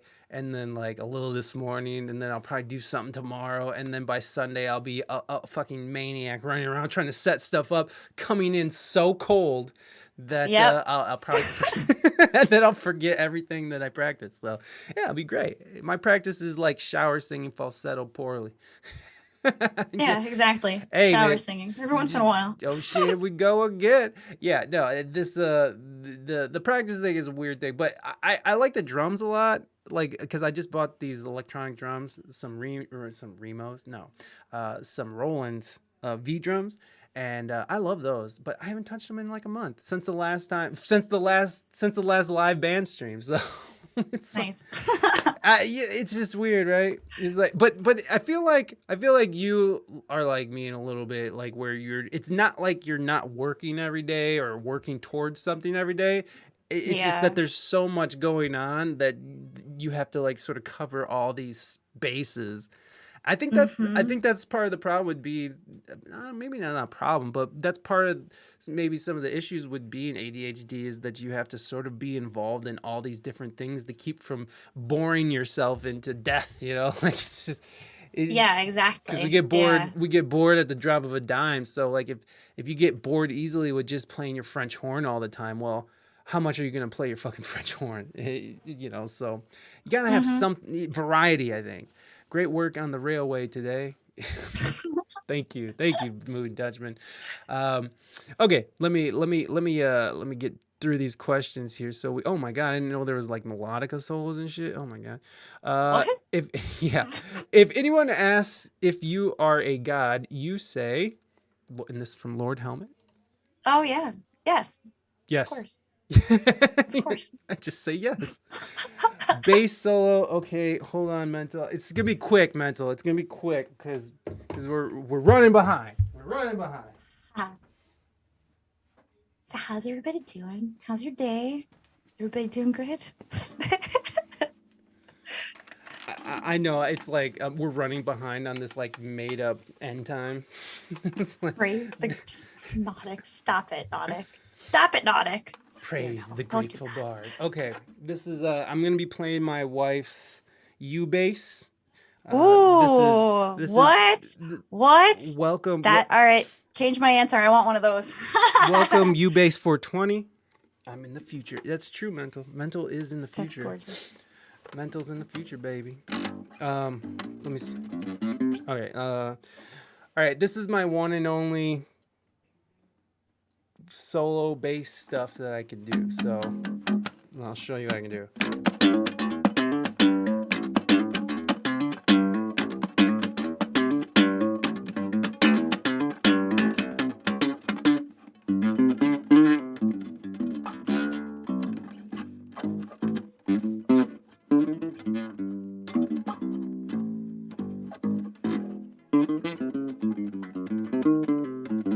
Okay, that was garbage. But anyways, there you go, everybody. Yay! sorry for the garbage. Mental. It's just I'm not warmed up at all. Oh, and woo! I did the woo. Here, I'll give it to you like this. Oh, that's not how I give it to you. All right. Wow. Here, let's fix this, and I'm gonna turn this down just for a second. And nope, that's not doing anything. Sweet. There it is. That's for you guys who are triggering that woo and not getting the payoff there. Oh, what?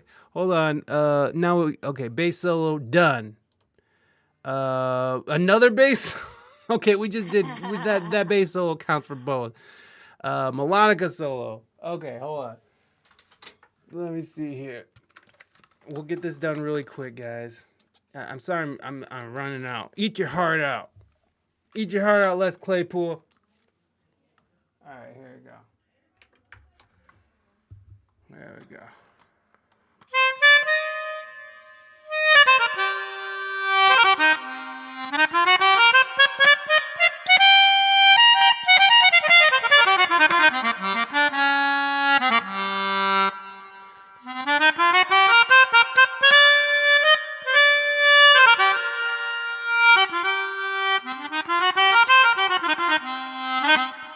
There it is. Yeah. Woo! Wait. Woo! Oh, that's it. I give myself woos now. That's how sad I am. that's how we're doing it. Do we have oh my god, we got a Baby Yoda. Okay. Wow. I didn't realize this. Okay, that's what's happening. Okay, we got a Baby Yoda interview coming up here. So Baby Yoda, are you there? Yes. There he is, Baby Yoda. Everyone say hi to Baby Yoda. There he Hello, is. Baby Yoda. Baby Yoda, do you have a question for our guest today, the Graceful Bard? Yeah. And what is the question, sir?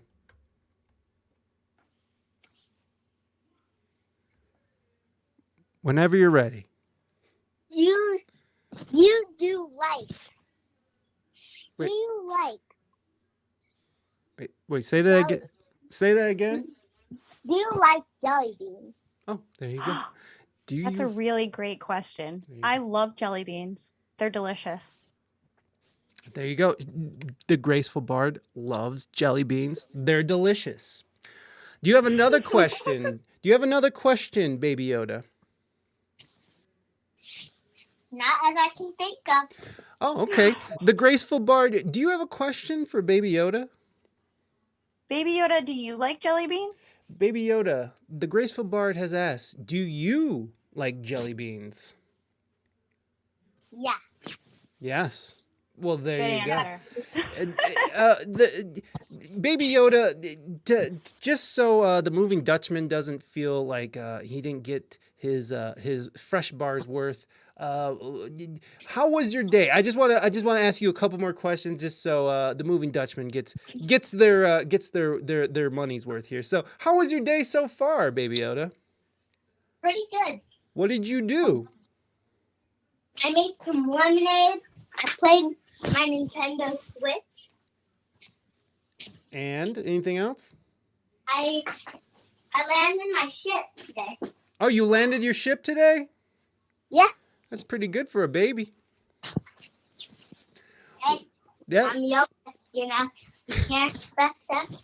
You don't know everything. That's right. That's right. Well, Grogu, I appreciate your time, and thank you for coming all the way across the galaxy and joining us in the Space Matrix to talk to the Graceful Bard. Thank you so much. You have a great day. Thank you. Have a great day too. All right. Bye-bye. Yay. All right. Thank you, Baby Yoda. I appreciate you coming through. That was it's always a good time when Baby Yoda's on air here. So we made it through the questions, and we made it through the interviews and the solos, and oh my bad. What's your favorite board game and video game? And this will be our last question of the interview, everyone. Oh man. I guess, let's see. Board games. I don't really like board games too much, mostly because I don't like learning new ones. So I might go with like Scrabble or my friend Jay Dooms sometimes brings over this game called Drop Mix, which isn't really a board game. It's like these little music cards where you can break up the song by drums, bass, melody and stuff, and then you can slap them down and it'll play it, and you can mix songs together. So we do that, but we don't really play it by the rules. We just kind of do it. You just like make for beats? Fun. We'll sit around and drink beer and just like put down the cards and stuff. So that's a thing. Yeah, let's go with that and Scrabble, I guess. And then video games.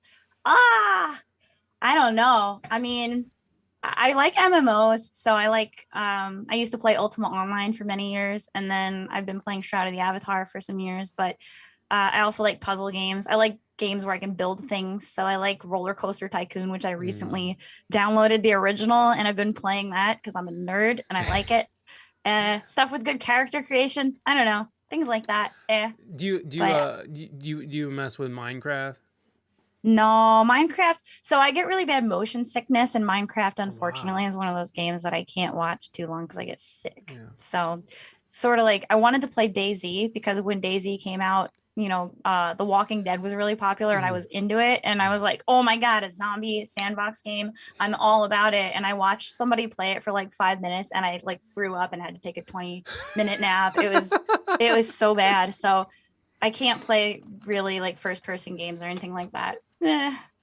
He said, not a nerd, a Nord. A Nord.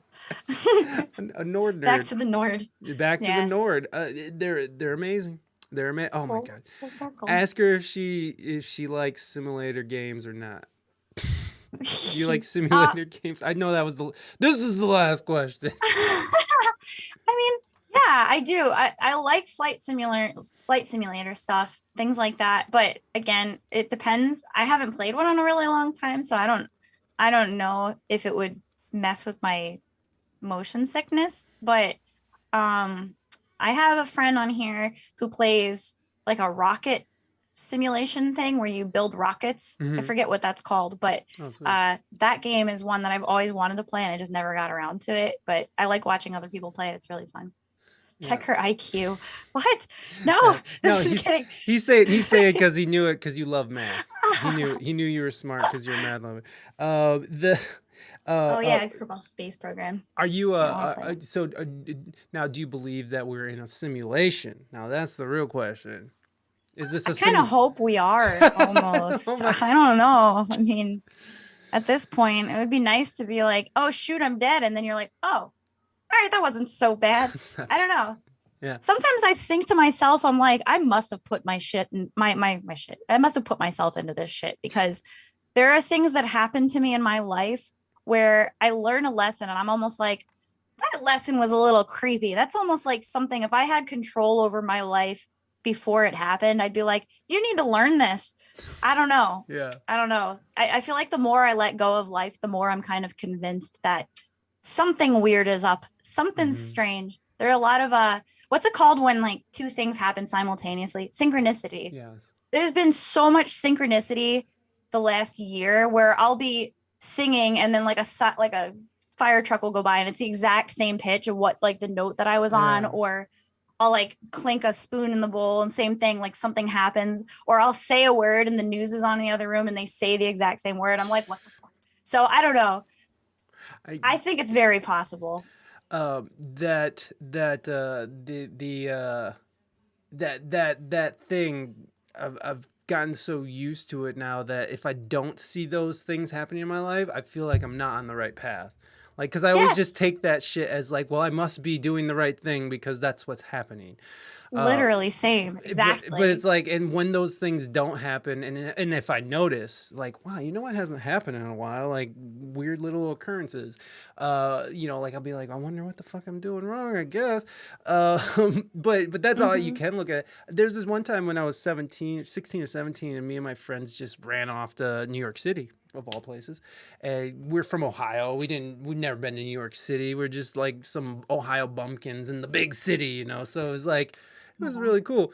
But like the whole time was just like, we would be driving under a light and someone would say something and the light would come on right as they made the point, and like, or the biggest one was we went into this music store that was, I think it was in Times Square. I think there's a music store in Times Square. I can't remember. Yeah, probably. It's this huge ass place that had like 2 floors and it was crazy. And like we went, and we were a band too. So like we were friends and we were a band, and went to high school together, but we had songs, and we went into this guitar shop and we went into the acoustic guitar room, and there was this dude playing a song exactly how I play, like the same chords too. Like it like I know this, like I'll just play it for you. Oh my. No one tell Reina that U-Bass 420 just fell. So it went like that.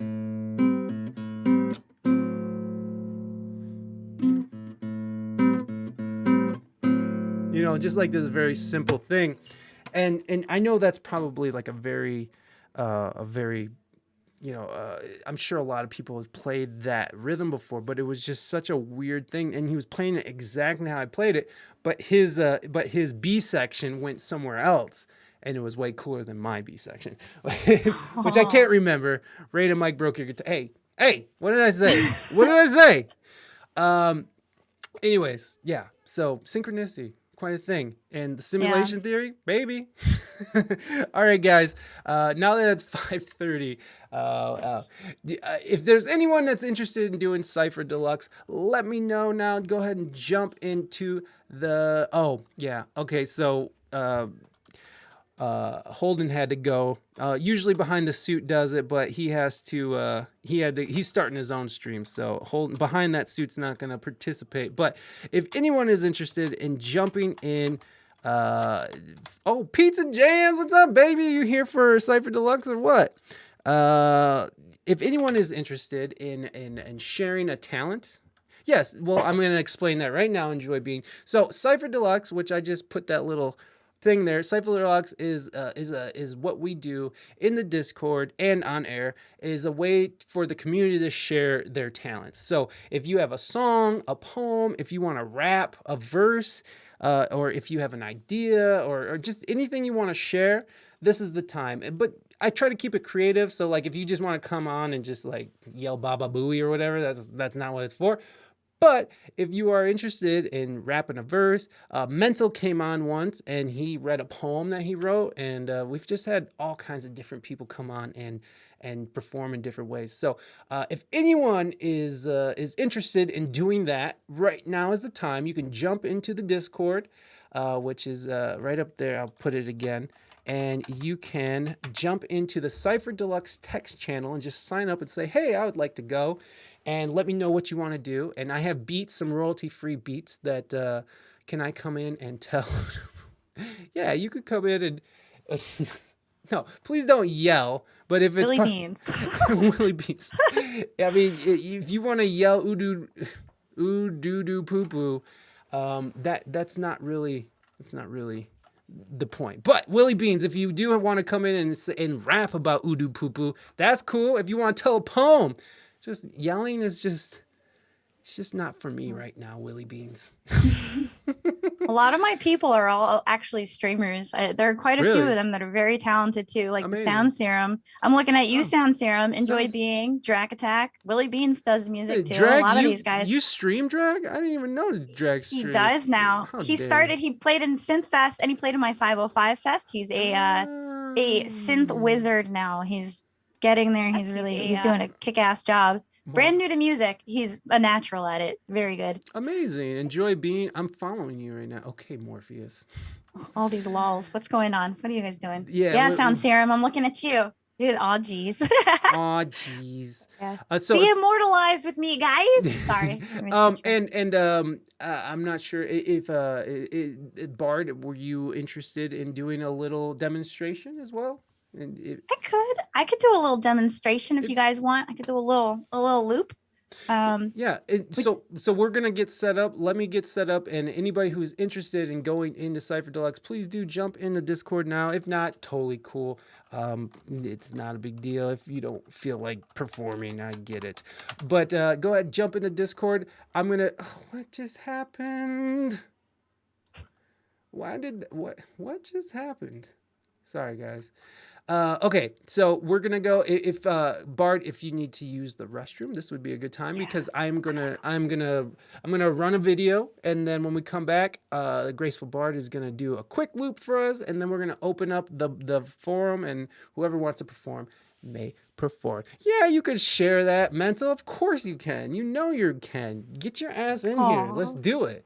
All right, we'll be RB everyone, and just enjoy these videos. Why I set up and why we do our thing. We'll be RB. Boo. All right, Papa Sweet. Take care. We'll see you soon, buddy. All right, Bard. I'll see you in a second. Okay. Okay.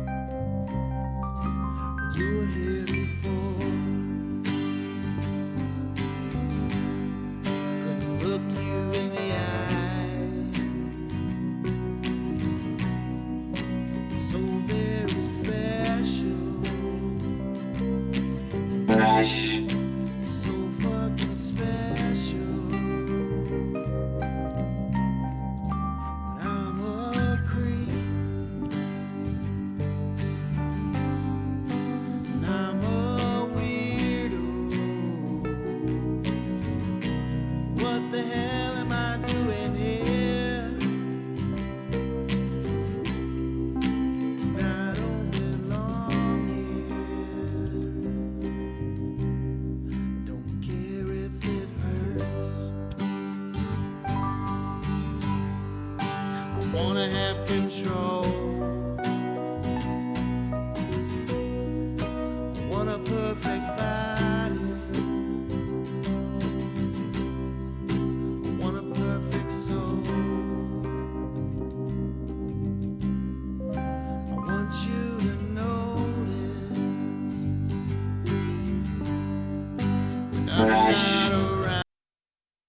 All right, be quiet, Jason. We're done with you. Oh, I didn't set that up right at all. Good. There it is. All right. So the Graceful Bard has been so nice to that they're going to do a small loop for us, and I appreciate that. And look at me, I'm right here. Hey, okay, I'm done. But I don't want to be I don't want to be on screen, so I'm gonna take myself off screen so the focus can be on the graceful one herself. So, So graceful. Graceful Bard, take it away. It's all you, my friend. There you go. Okay, so I was offered to do a song, but since I do improv, I decided rather than come up with a song, I'm going to improvise. So I'll tell you guys basically what I do is I have this looper here and I try to start with a beat. And the reason I do that is because if I don't, I kick myself later because it's hard to get a beat going after the fact. So let's get a little, I don't know, some sort of little hip hoppy sort of beat here. On it. And I guess everything sounds good. We'll just run with it.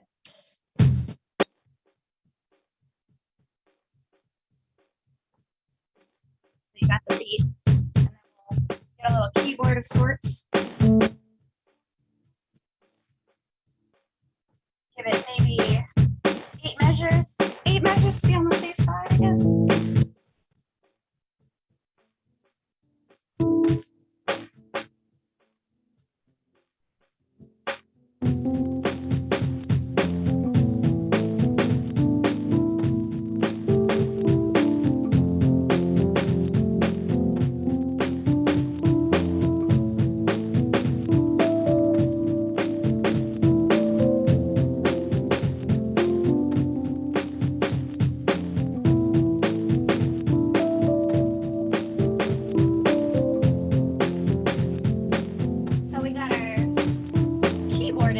Darker than it usually is.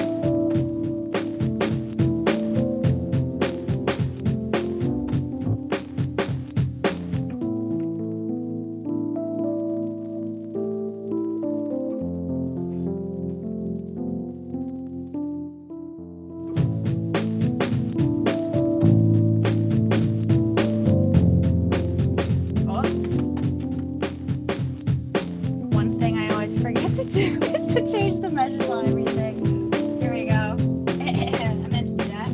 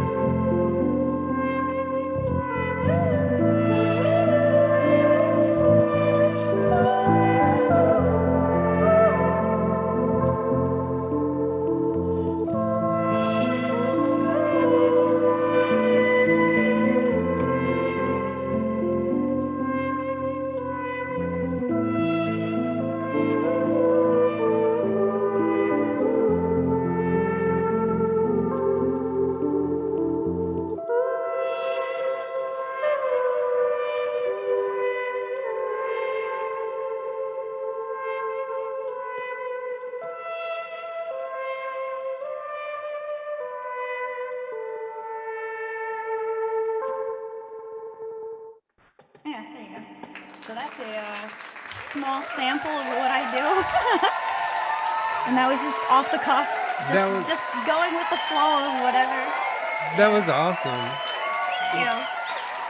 Thank you guys. Yeah, so this is a thing. This tool right here, the 505, holy shit, this has changed my life so much. And now that I play music like this, I can't just go back to an open mic and be like, this is my cover of Wonderwall. Like I feel like I just am not myself unless I'm doing this. So that obviously makes it hard to do live gigs. I'd have to drag everything out, but someday. Sure. So yeah, that was amazing. No, that 505 is legit. Reina got one, and I've been trying to respect her stuff and not just go in there and just start playing with it. But oh my god, I'm just bad at not respecting people's stuff. I just start using it. I'll just start using her toothbrush, and I'm just like, sorry, bro. I need a new one. No, I'm just kidding.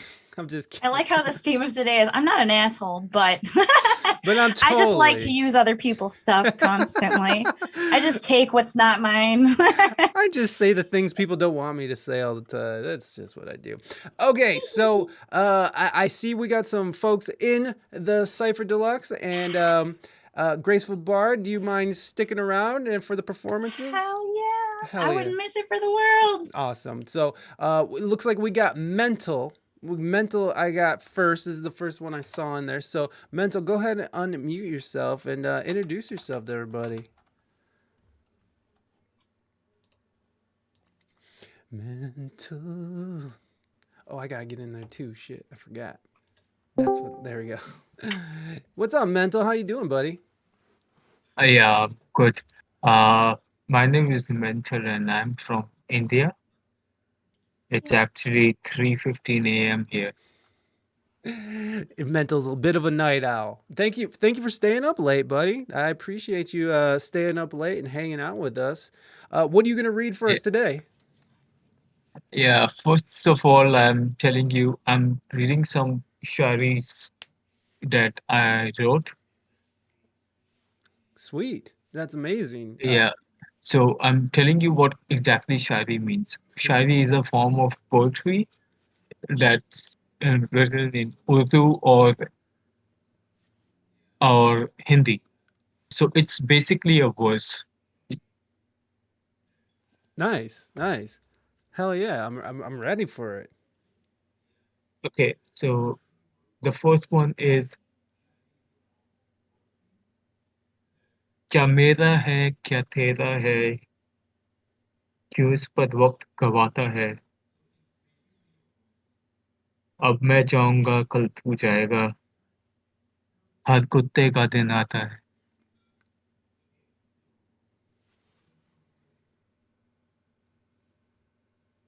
So it means that what one form is for you, one is for me. Wow. Why do you waste time on reading what is for you and what is for me? I see. Wow. And what Today I'll go, tomorrow you'll go. Every dog has its day.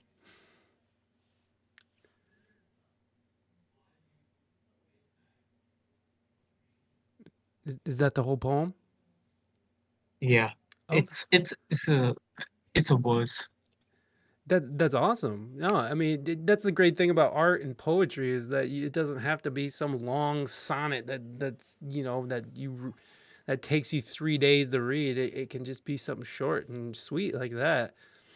Like that. Yeah, no. Can you tell us again in English what you just said again, but just in English? Do you Sure, mind? sure.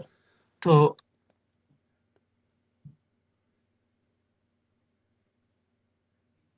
what is mine?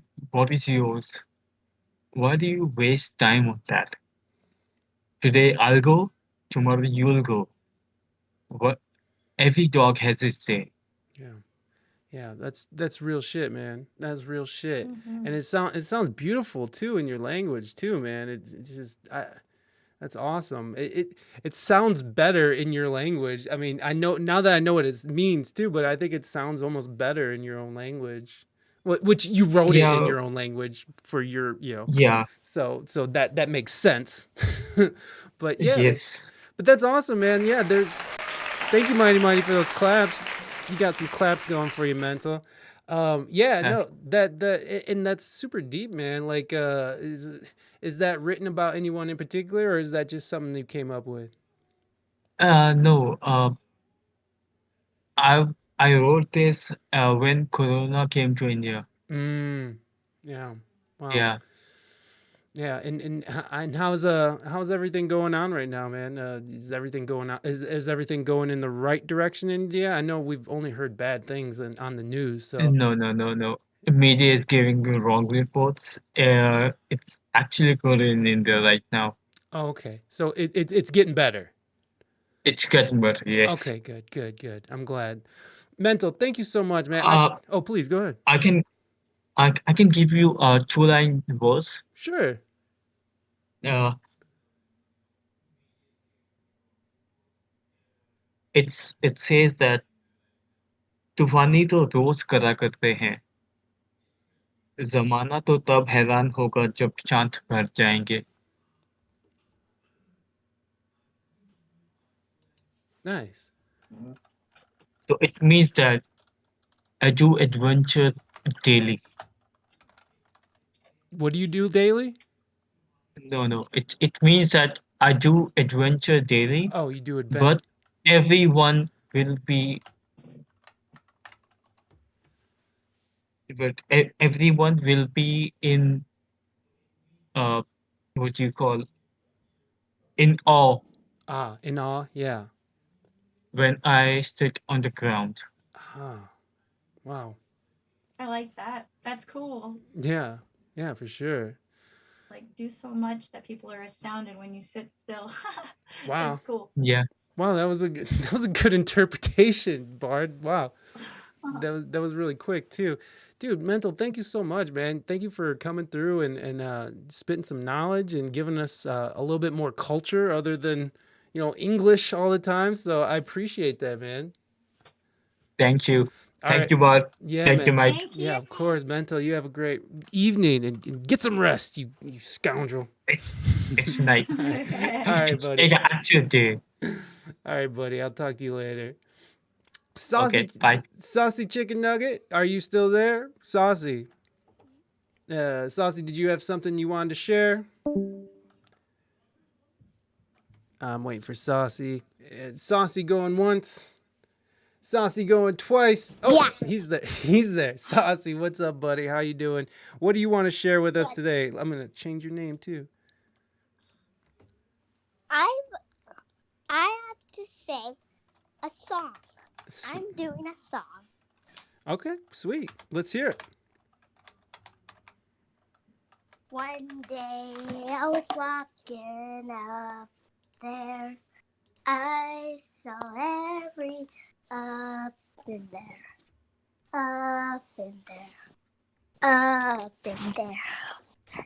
Then I was patient for days. I didn't go anywhere for 10 days. I was walking in my safe. I was not doing anything till I got brave again. I went up there and looked again. And then I went, and that will be all I did. Cat kept trying till could. I never stopped, I never. If I did, it would have happened. I just want this to stop. Yay! Thanks, buddy. That was awesome. That's great. Thank you, Saucy. I appreciate that. Was that a song that you just made up, or is that a song you wrote? Make that up. You just made that up on the spot? Nice. Well, good job, Saucy. Saucy, is there anything else you want to add to that? You want to add something before you go? Well, here's what it was all about. Look, no, that's not what I meant. I was gonna say, do you want to shout out your channel? Oh yeah. Make sure to go to Saucy Chicken Nugget 1N. You can see me at Twitch and YouTube at Saucy Chicken Nugget with 1N. And I do gaming streams. And also, if you like it, follow and subscribe. It's Saucy Chicken Nugget, everybody. All right, Saucy, thank you so much, buddy. I also have Oh. a dono goal. I have a dono goal to maybe like 1 grand. Oh, jeez. Nice. Shooting for the That's moon. ambitious. Very ambitious. Saucy Chicken Nugget, thank you so much, buddy. Go ahead and mute yourself. The Sound Serum. Go ahead and mic up. We got a new participant here. We've never had the Sound Serum here before or in here. So the Sound Serum. I'm gonna write that. Okay. Can you hear me now? I can. Okay. Cool. I don't have a monitor on myself, but yeah, I've got either a poem or a song. It's up to you, buddy. However you want to do it. All right. Well, I'll go ahead and read. I'll read this this thing that I wrote in my book. It's not very it's not written in rhyme. It's just the way it came out. So Sweet. But it feels good. So Hell yeah. one thing doesn't mean another just 'cause you think it. And the other isn't bad anyways, just 'cause society agrees it's true. All the thoughts we cherish so wholly, all the morals and laws and jokes in poor taste, make possible very little space for openness, truth, authenticity, true freedom. And I'm sick of this shit. And I'm the healthiest I've ever been. And I do what I want. And I talk to my body. And I hear what it wants. And I've never trusted myself more. And if you think you have any right to rule, to judge and condemn my total beingness, adios, adios. You are the dictator you're afraid of. And I am not I. I'm not me. I am the sum total of the energy of the moment, with the poise of the samurai and the patience of eternity. I strike and I bow and prostrate when I see fit to, and you are free to go. Wow. That's deep. Yeah, that's legit. There we go. Yeah. Just sort of hearing your thank you, Wild But Sober, for those claps. Appreciate that. Hold on, we got you. Wait, no, I don't got you. Never mind.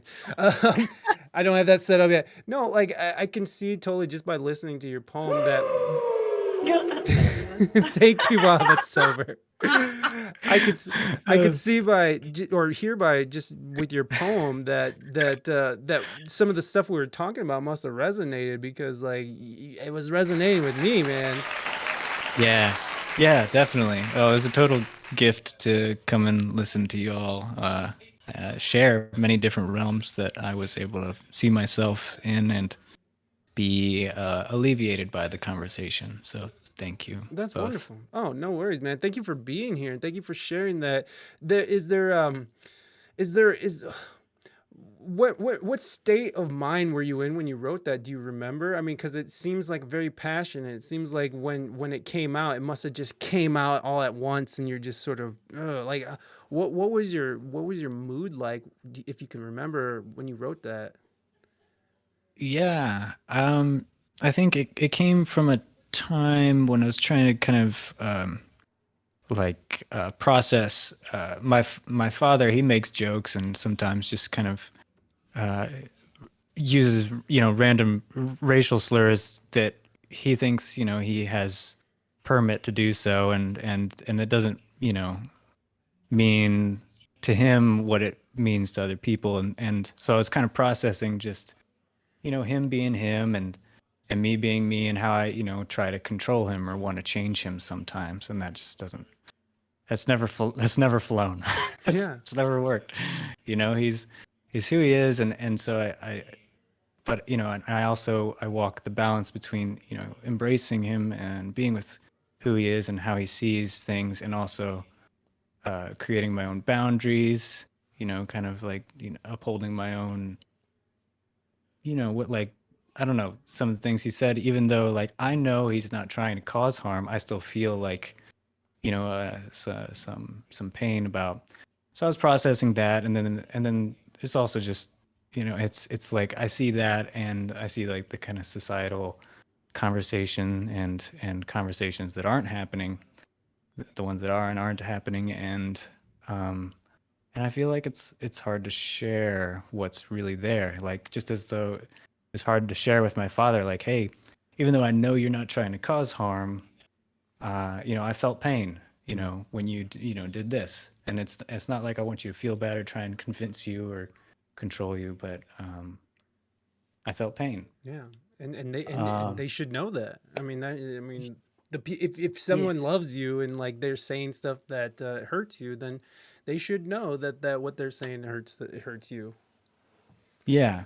And Yeah. I think there was a really constructive way of expressing that too, man. Because like sometimes people just hold that stuff up, and then it just turns into like never talking to my dad again, like, or like fuck that Totally. guy. And like I'd rather have a relationship with my dad than and have like a shitty conversation than just write them off in general. It was like Yeah. like a lot of that happened when when the whole Trump election went off, and a lot of people were writing people off. And it's not that I'm a supporter of Trump. I just want everybody to know that I do not like him. But I had a lot of friends and family who did, and like there was this huge divide, Yeah. and obviously it's only gotten worse 4 years later. It's only gotten worse, this divide, and it's like I can't let my good friends go, and maybe I don't agree with certain things. But I know that like my friends, and your father is not a piece of shit who really hates, there's not real hate there, but it is, No. but it is sort of this ignorant hate that's just sort of came through the ages of through his age, right? Yeah. But it's like I can't write off the people in our lives just because like we don't agree fully with them. And it's Yeah. so I'm like that's really awesome. I give that up to you, that you put it down on paper instead of just being like fuck this guy, like, and what you do say it, right? Like it's like you do end up saying like, hey, if you don't like it, go fuck yourself. But that's great, right? Like you have to declare that. It's like even if it's your family, even if it's your best friend, it's like you gotta like the boundaries gotta be there. And Yeah. and I had a strained relationship with my father too, man. So like, and I loved him dearly, and I still love him dear. He's dead, but but it's like I loved him dearly, but we had a very complicated relationship, and it's just it's family, man. Hey, Serum, thank you so much for coming on and sharing that with us. I really appreciate it. That was pleasure. beautiful. Like everyone who shared today, thank you so much, and I appreciate that. And that was Cypher Deluxe, everybody. So let's go back and let's say our proper goodbyes to our friend, the Graceful Bard, and we will raid somebody. We'll see who we're gonna raid. Yeah. So there it is, everyone. Thank you so much. That goes on every Friday. Just so you guys know, that happens every Friday. We open up the Discord so that the community can share in their talents, because the Twitch is just full of talented people, viewers, streamers, all around, just very talented and intelligent people. So many intelligent people in here. So, Graceful Bard, how can people find you? How can people get a hold of you? When do you stream next? I'm gonna put all your links and stuff in the thing here, whatever that's called. Wow. I'm on Twitch, obviously. I'm the Graceful Bard. I started a YouTube. There's not really much on there, but I am the Graceful Bard on there if you want to be ahead of the game for when I do start posting all my highlights and other video material and things. I'm on Bandcamp as jen.bandcamp.com, but that's spelled XHEN. So it's basically all the links that you got there. My link tree basically takes you to all the things, but most places I am the Graceful Bard.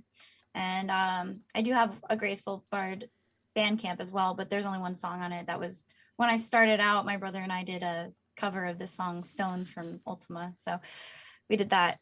So I may add more to that, but I'm really not sure. I still kind of identify as my song person-y thingy. So Yeah. but yeah, that's basically it. I'm the Graceful Bard. If you search the Graceful Bard, it usually pops up something. So find me on your preferred medium and I'll be there. And yeah. Well, that's awesome. And Mental wanted to squeeze in one more. Are those real ears? Of course. Of course they are, course. Mental. What is Of it? course they How are. could you even ask? That's you know what? Now Bard is offended. Now Bard's offended, and now How Mental dare is you. canceled. Canceled. Ah, Canceled, man. nah. You know what? I need a cancel button so we could just push cat and like a big cancel comes out. You know, like canceled. Holy shit! I have to figure out how to do that. I'm gonna write it down. Hold on. Big cancel button. All right, guys, who are we rating so we can let our friend go into the world and be an elf princess out into the Back world? to my wilderness treehouse. Back to the Shire. Let me. I mean, I guess I can see who's on. I guess I don't have to be lazy. We got Julia. We got Aaron. Aaron's a looper too. Aaron Goldberg's on? No, not Aaron. Oh, if Aaron Goldberg was Oh. on, we would be going to Aaron Goldberg. I love Aaron love Goldberg. Aaron. Yeah, yeah. He's a wizard. The wizard. Oh my God. He is the wizard. Yeah, he's amazing. Dude. He's the reason I got a 505. He's huge. He's So sweet. many so many hours in those beginning days of the pandemic when he was first starting with his one looper. So many hours just sitting there shit talking and having a good, I mean, not shit talking, but just hanging out. And just no, Aaron EBX is on. I think we'll go over to Aaron EBX since we don't got any Jacob Lethal Beats. Is that is that somebody? Okay, Mental. We'll try somebody new today. Jacob Lethal Beats. Is that how you spell it? You better have it spelled right, or else I'm going to EBX Aaron. The dictator has risen. Let me see here. Oh, I messed it up. We type good too. All right, here we go. So Jacob Lethal Beats is his full thing. All right, we're gonna go see a new friend. We don't know who that is, but Mental does. So, oh my, come on. All right. Oh my God. I'm sorry, Bard, that you have to sit here and watch me like sweat and try to figure out how to raid somebody. Hold on. It's been broken, I think, for everybody. I mean, it didn't work for me the other night. The rating. No, it's literally me Oh. just not being able to type things. And my next stream is tomorrow night at 9 p.m. I forgot to say that. Beautiful. I don't know yes. what I'm doing yet, though. I might just do, I don't know. It's mystery stream, so maybe I'll dress like Columbo and I don't know. Columbo. Because all the kids love Columbo. That's what the kids are into these days. One Just more one thing. more- One more thing. My mystery stream is tomorrow. The kids love Columbo. All right, let's see if this works, everybody. Yeah, I think we're doing it. We're doing it, everybody. I think we are rating Jacob the beats. Jacob what? Lethal Beats. Jacob Lethal Beats. Hold on, let me get there, guys. Jacob Big Beats. Big Beats energy. He's just big beats energy. Oh, he's not a small streamer at all, is he? He's a partner.